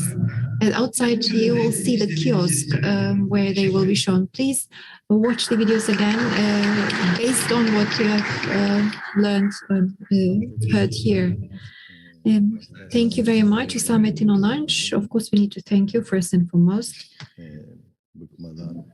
because you didn't give up, you didn't lose motivation and energy, and you always supported this project. And it's not easy in TÜSİAD to come up with such a project and to work in harmony with everyone, with all board members and everyone. So thank you very much once again. Professor Ümit, you also co-wrote the report, and there are monetary targets in this report as well. So it will triple the income, we said, if we pay attention to these three elements that are make up the gist of the report. So these three elements, I already mentioned in my speech. You can't pick one and not pick the other. I mean, they go together. They create synergy. They are, each and of these is powerful per se. They are all a must. So can you Would you like to elaborate a little bit? Because, of course, we see the impact of all of those elements when you read the report, but can you elaborate? Thank you very much. Samettin Bey, thank you very much for your comments. Well, we have a limited amount of time, so I would like to say one thing. It was a pleasure to work in this project. I would like to thank the project team for supporting me. Well, for supporting us. As I said, I mean, it's as you said, it's not picking one over the other. So you can't pick just one. It's, of course, we would like to do all of these together at the same time, and of course the circumstances they impose this on us. It's not intrinsic or internal conditions. Also externalities have a say here, have a role to play. So Professor Daron mentioned, and Simone Bey and Tuncay Bey also mentioned these aspects a few times. But the world, for a while, since 2008 actually, has been undergoing certain tensions and events that are robbing us of our peace of mind, let's say, and underlying this is technological transformation, and you call it in the industry 4.0, some other call it digital transformation. I mean, all this technological transformation and change. I mean, we've had industrial revolutions before, and it's the same way. It starts with production, has a bearing on the entire society, and has an impact on politics, and it also changes the global architecture. So, well, maybe it is shaped gradually, let's say, and that's why we are merely mortals, and maybe we are not able to perceive that some things are changing, but we are going through an intense change, paradigm shift. So it's also on the cover of the report, and it was also given or mentioned in the video clip. And I would like to make a similar. I mean, there are dark clouds over us, and we are perceiving the storm, and we are coming out of this situation, and it will persist. But we know that the dark clouds will go away, and then we will see what lies underneath us. This new landscape will come up. And well, when this landscape, we see several things. First, the climate and the environment. That's an important aspect. And then social justice. That's an important element. And then the global architecture and these global problems, so that we need to cope with and fight. They also require us to change. And then we have this growth problem now. So we know the clouds will resolve, and the architecture will be recreated, reshaped in this period. But at the same time, we have this is the second centennial of the Republic. So one of the basic questions at the outset of the study was, as we are entering the second centennial of the Republic, how shall we do it?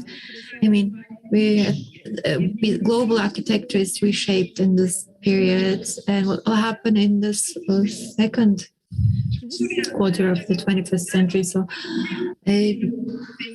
of course, we need to grow and become richer, and we have a higher per capita income, and to catch up with advanced countries and developed countries and close the gap and the divide. But at what cost? At the cost of polluting the environment? No, of course not. How shall we grow? By creating social injustice? No, that's not how we see it. And this growth, I mean, we have this soft skill, soft power concept, and it should not be at its expense. So it should reinforce all of these elements. These four elements, they're interrelated. They complement one another. And when we take a step in one of those, as Professor Daron said, he pointed to the narrow corridor. It's not, well, there are four elements.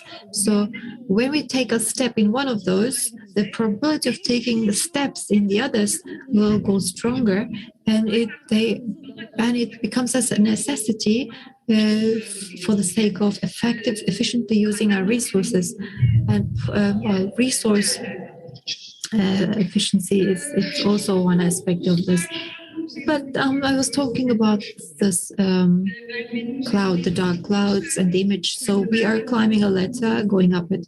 We have to have very strong columns or of a strong foundation.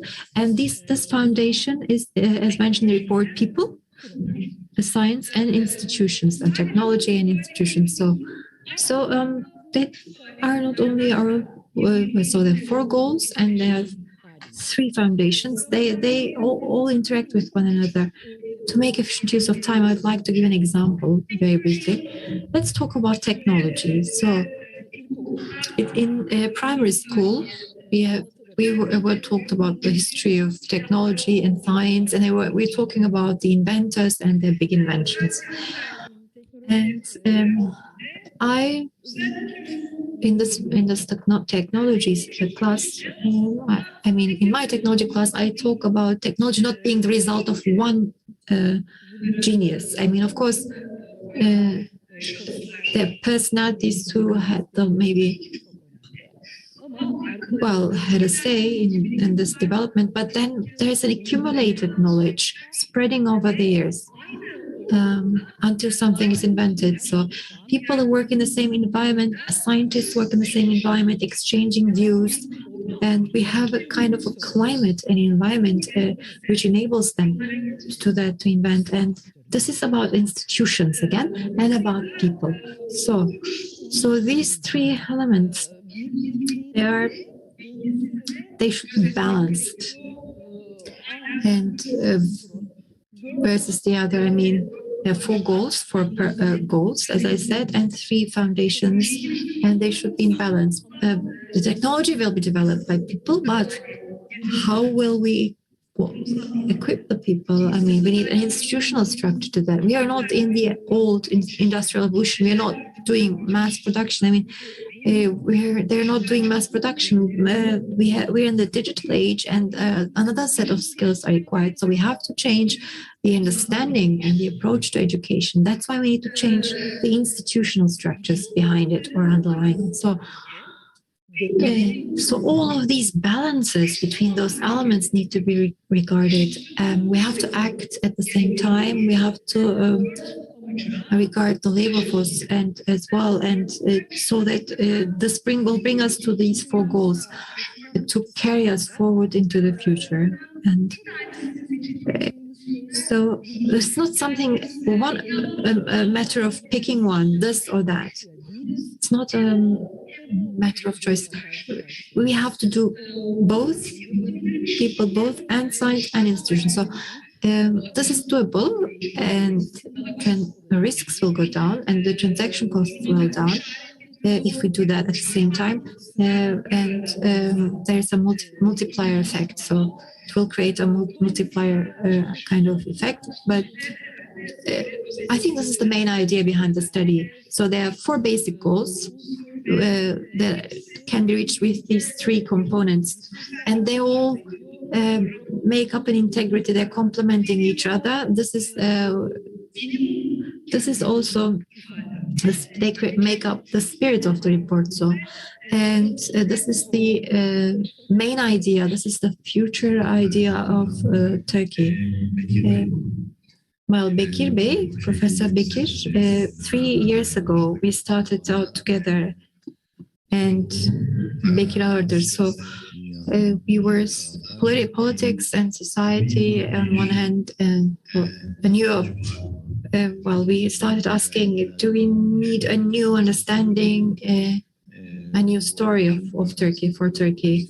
And we talked about material and non-material assets as part of this new understanding, the difference between those, and then people, science institution, people in technology institution. So we're drawing attention to these and prioritizing these three. So you're analyzing society and research. You investigate society. You're close to all segments of society in a way. So Bekir Bey, what is your thinking? What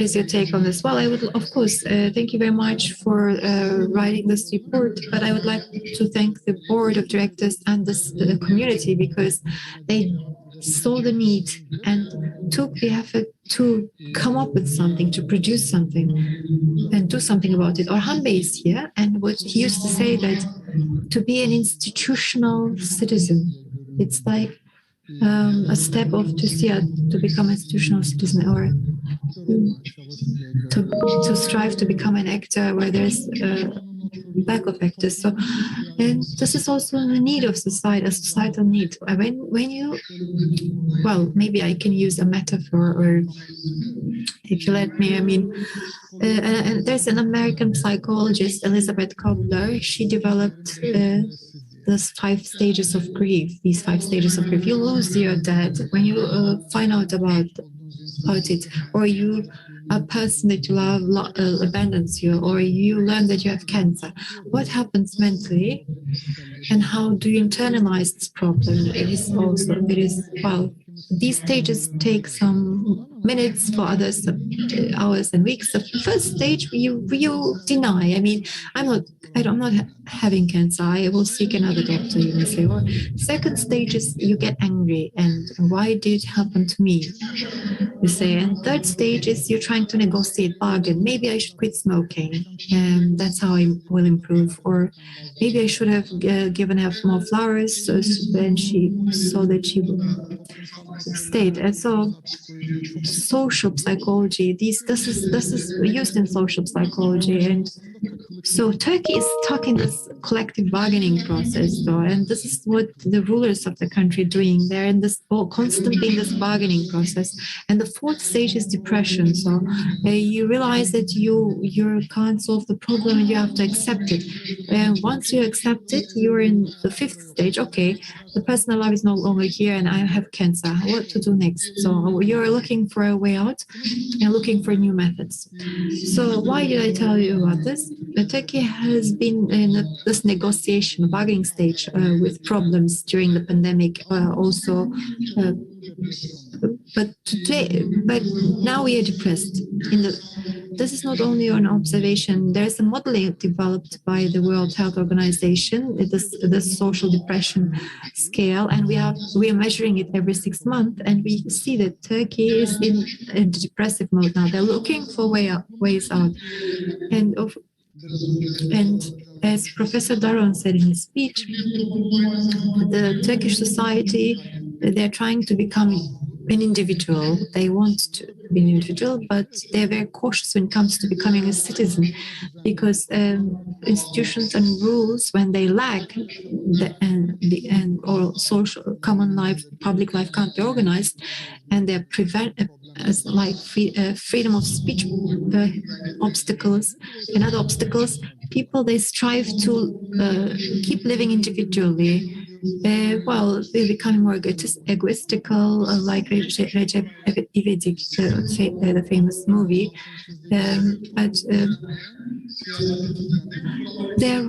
Because rules are missing that organize civil life, and or Turkish society becomes less and less hopeful.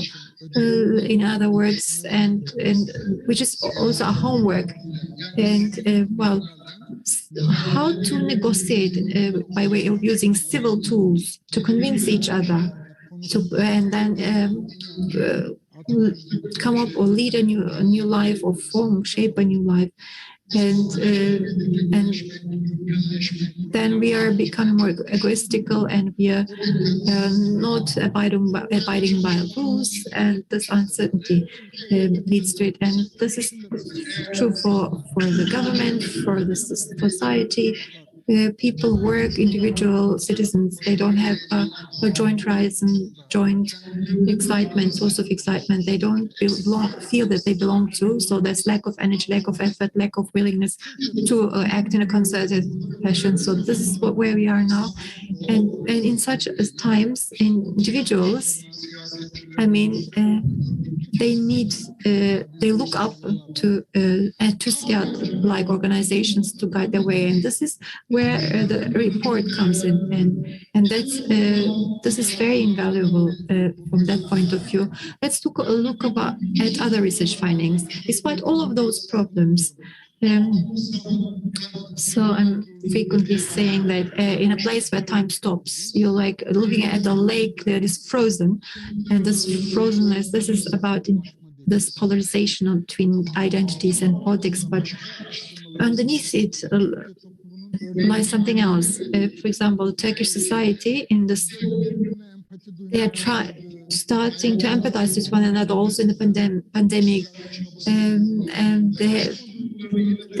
the feelings of solidarity are being rediscovered. So we see this light as well, but they need to be organized. It has to be organized. So how you define the Turkey of your dreams?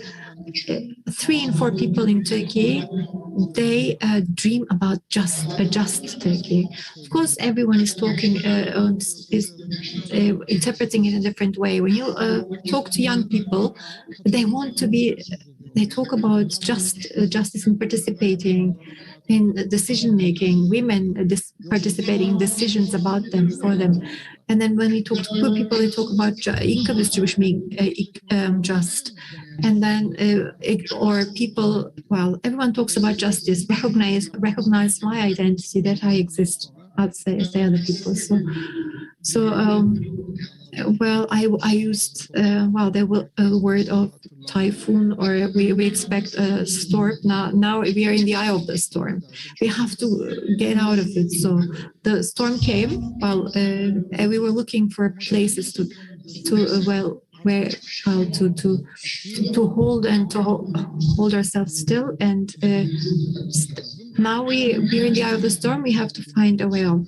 So it's the same problematic all over the world. I mean, due to the pandemic and the economic crisis, there are always social and political crises. There may be a smaller scale, or larger scale, take some less time, more time, but as Professor Ümit said, a new age will arrive, and we need to build new institutions, new rules, and people will strive to do that. Turkish people, I mean, I was always underline something. We are not only coming up with solutions to solve the problem of people. Each individual in this country wants to realize their dream and self-actualize, and we need to help them. We can't do it by way of repairing. We need more science, arts, and dreams, and to build a new future. And that's why they had these 3 elements which make up the report, and Ümit Hoca and Samettin, they talked about it. But TÜSİAD is as a civil, in this institutional citizenship effort of TÜSİAD. This is me as an observer and of the project. I mean, this is also call on TÜSİAD, on all actors. I am ready to change. What about you? So the Green Deal, this equality, justice, freedoms, all the emphasis put on this. It's like a call of the business world to others to change, because they're ready to change themselves. They're determined to change themselves. And secondly, as President Tuncay said in his speech, with this report, TÜSİAD calls on everyone to join them. We have to do it together. And we're not only defining or setting this as a homework for us, but for ourselves, but others need to do their homework as well. And Professor Ümit said that concertedly. So the problem in Turkey and of the world, they're not problem of us a single or specific sector area. So we have to act in a concerted manner. All sectors, they should synchronize their efforts to write a new story and make people believe in it. The citizens believe in it, then build trust, and then embark on this journey all together. Wish you all the best on your journey.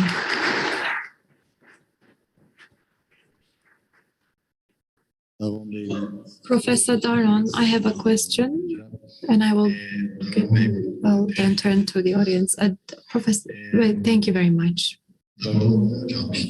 Professor Daron, this is the 50th anniversary of TÜSİAD, and twice a year we have the High Advisory Board meetings with our members, and the members, they are also looking at the performance of TÜSİAD, and they are weighing the future, and they're asking questions.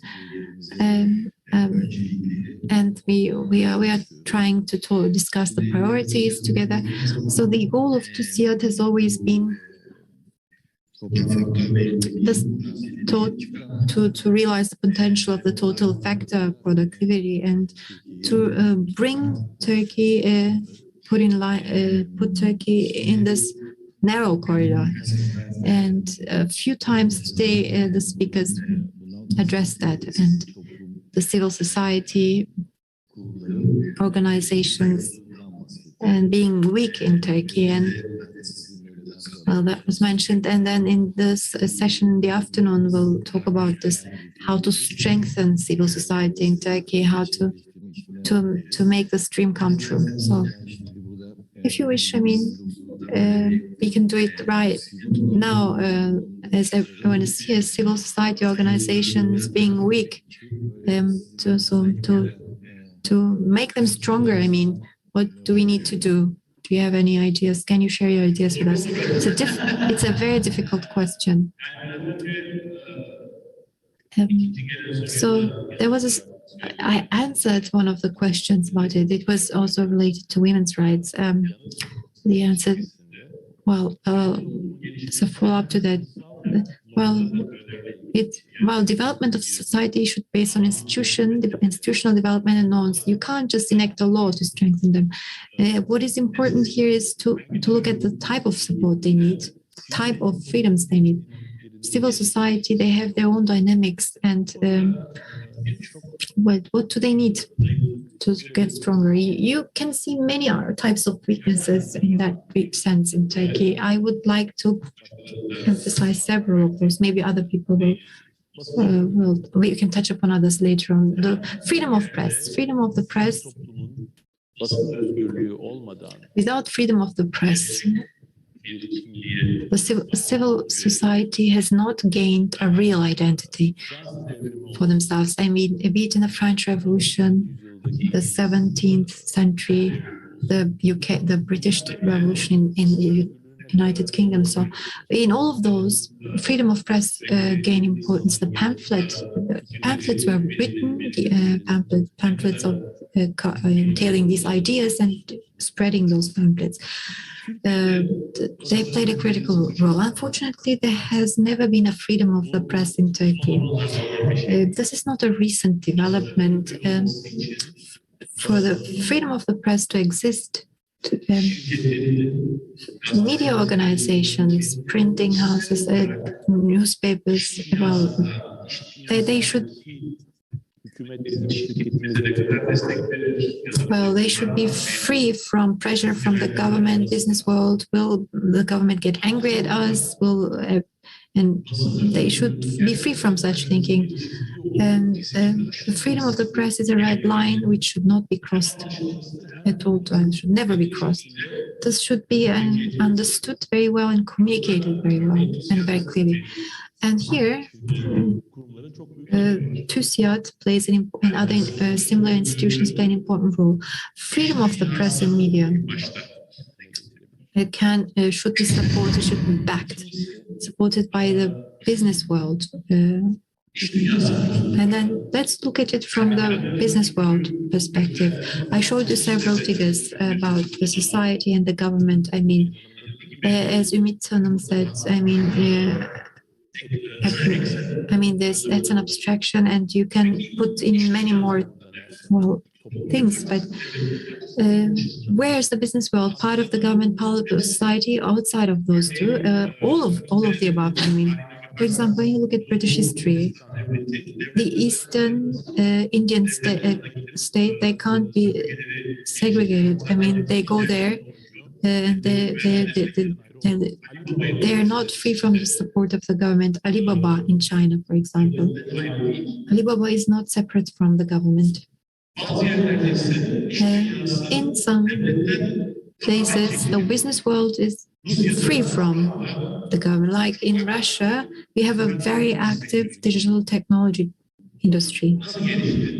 How did it develop despite this big pressure?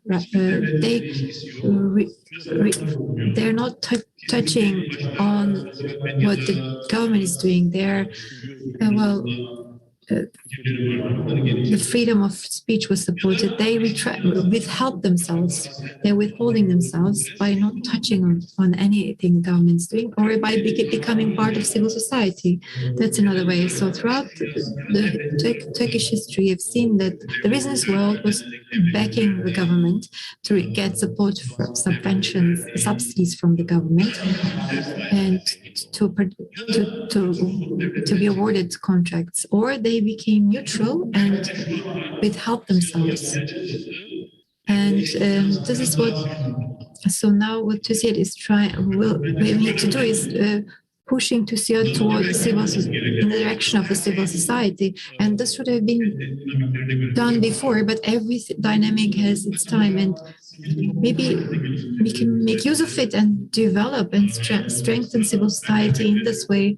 If I'm hopeful, I mean, I think it will also make people happy, because for the dynamic of the narrow corridor, where the business world stays and stands plays an important role.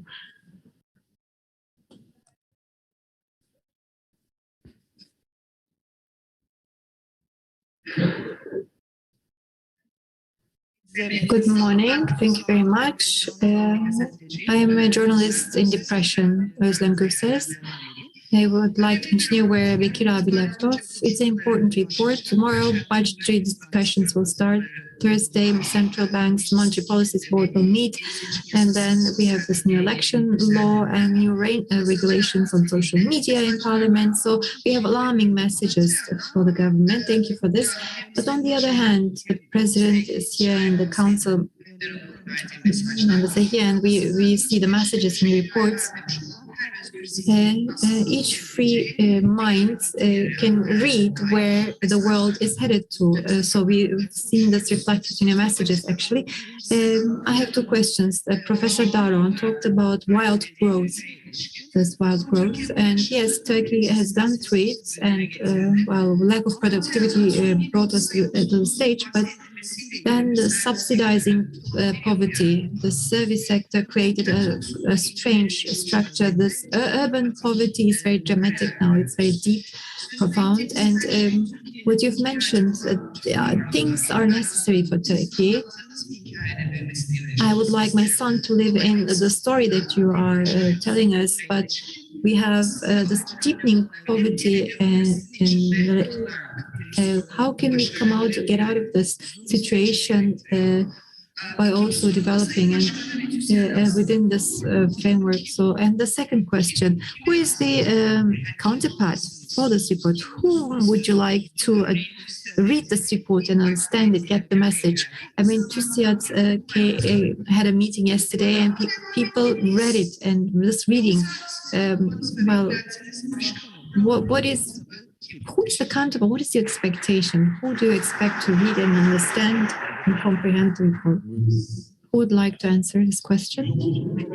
The poverty issue. Thank you very much for addressing it and putting emphasis on it. This is very significant. The growth is increasing inequalities in Turkey, and that's why many of the problems are becoming more of an issue.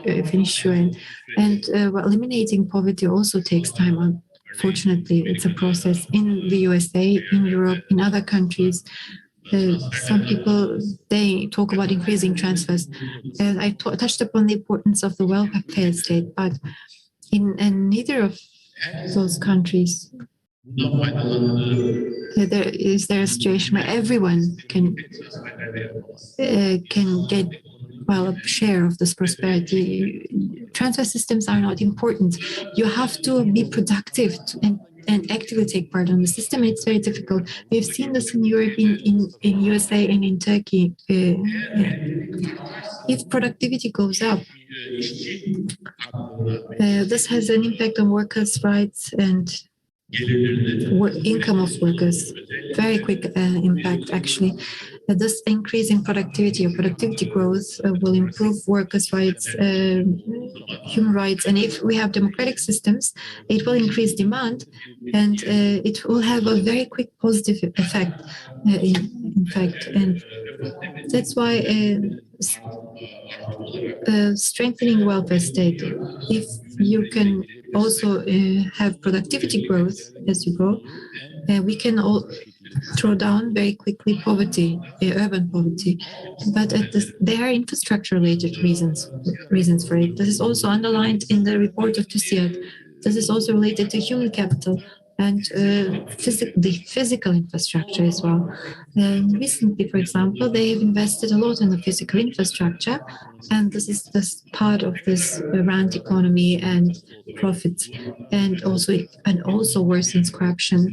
But still, Turkey needed a physical infrastructure, so we closed this gap, or we met this need partially, or in an irregular way. But now we have to invest more in human capital, and that's why we have to invest more in education, in science, and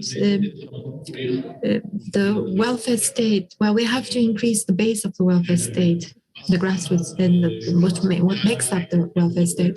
It's ideal and it is doable, and it is challenging for the political process, but I think it's still doable. Özlem Hanım, I had another question, second question, actually. In my speech, actually, I answered your question in my speech, so this is, we need people who can generate ideas for the future of Turkey, other civil society organizations, think tanks, and policymakers, opinion leaders, academicians, different segments of society, representatives of segments of society, and citizens. They need to. We open this report to be discussed by all of those. We're not a political party. We are a think tank. We have an equal distance to all political parties, and we share in a transparent way all of the studies, all of the reports we're issuing, and so. We're not addressing this to a specific segment of society. It's not a message going out to a specific segment, because the solution requires concerted action. And that's why this report goes out to, it's valid for everyone. So it's for everyone to discuss. Are there other questions? Microphone, please. Well, as a method, what will be done next in the following years? This study will be a roadmap, yes, for us to be able to focus on these areas. We will have more in-depth reports on these areas, during these areas. We will launch those and share those with the public, go on sharing those detailed reports with the public. Method. We had a 4-minute video clip, and Hüsamettin Bey, he talked about short movies, short films shown outside, and we have this long report, and there's an executive summary of the report. So we have instruments that I think will appeal to everyone. Yes, please.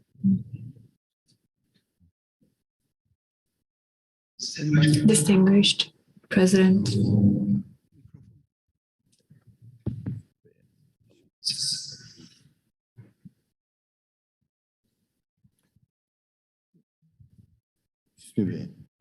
Hüsnü Bey, you have the floor.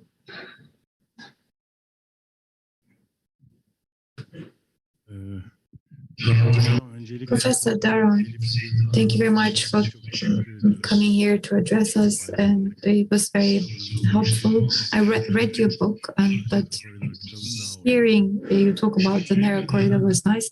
Well, in the USA, when you look at the last month, I mean, inflation is 5% now, and Powell says it's not permanent, and there, well, this has been going on for the last 2 months. Since 1980s, I think it is the highest inflation rate in the USA. The inflation in the USA, then this reflected on the bonds and notes, and when they went up from 160 to 190. So, these inflationary figures, they are connected to this happened before the energy prices and the food prices went up, and we hadn't seen this feeding mechanism. So will the stickiness of the inflation go on? Looking forward. Well, thank you very much. Now, macroeconomists, they are holding a huge debate about this inflation. Will it go on, or is it a short-term thing? No one knows the answer, but let me say that there's a change in macroeconomic balances, and my opinion is that so far people acted with this fear of inflation, this big fear of inflation, and the economy hadn't reached its capacity. Before it reached its capacity, actual capacity, and stopping the growth before the economy reaches its actual capacity will be a big mistake. Both inequalities are on the rise, and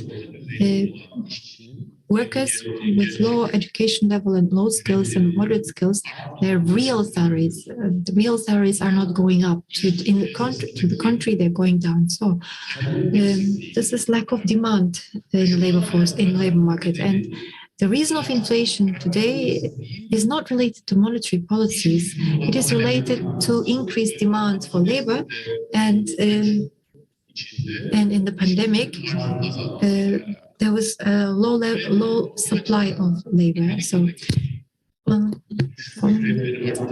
to increase, this was a good dynamic to increase low wages in the USA. But as you observed, for developing countries or emerging countries, this picture is more complex, because the inflation being low, the European Central Bank, the Fed, they kept the interest rates very low for the last 2 decades.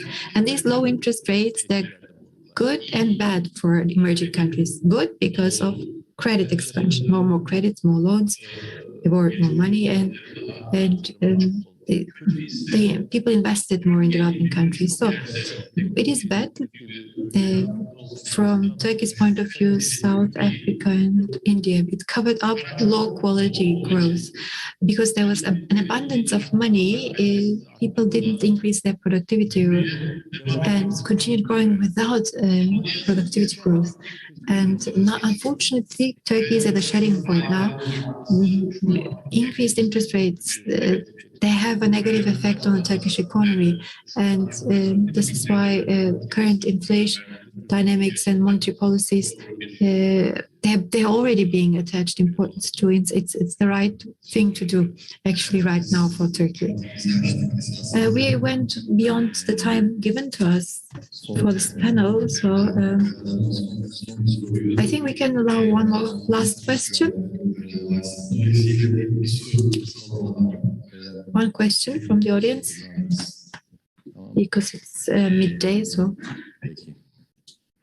okay. Thank you.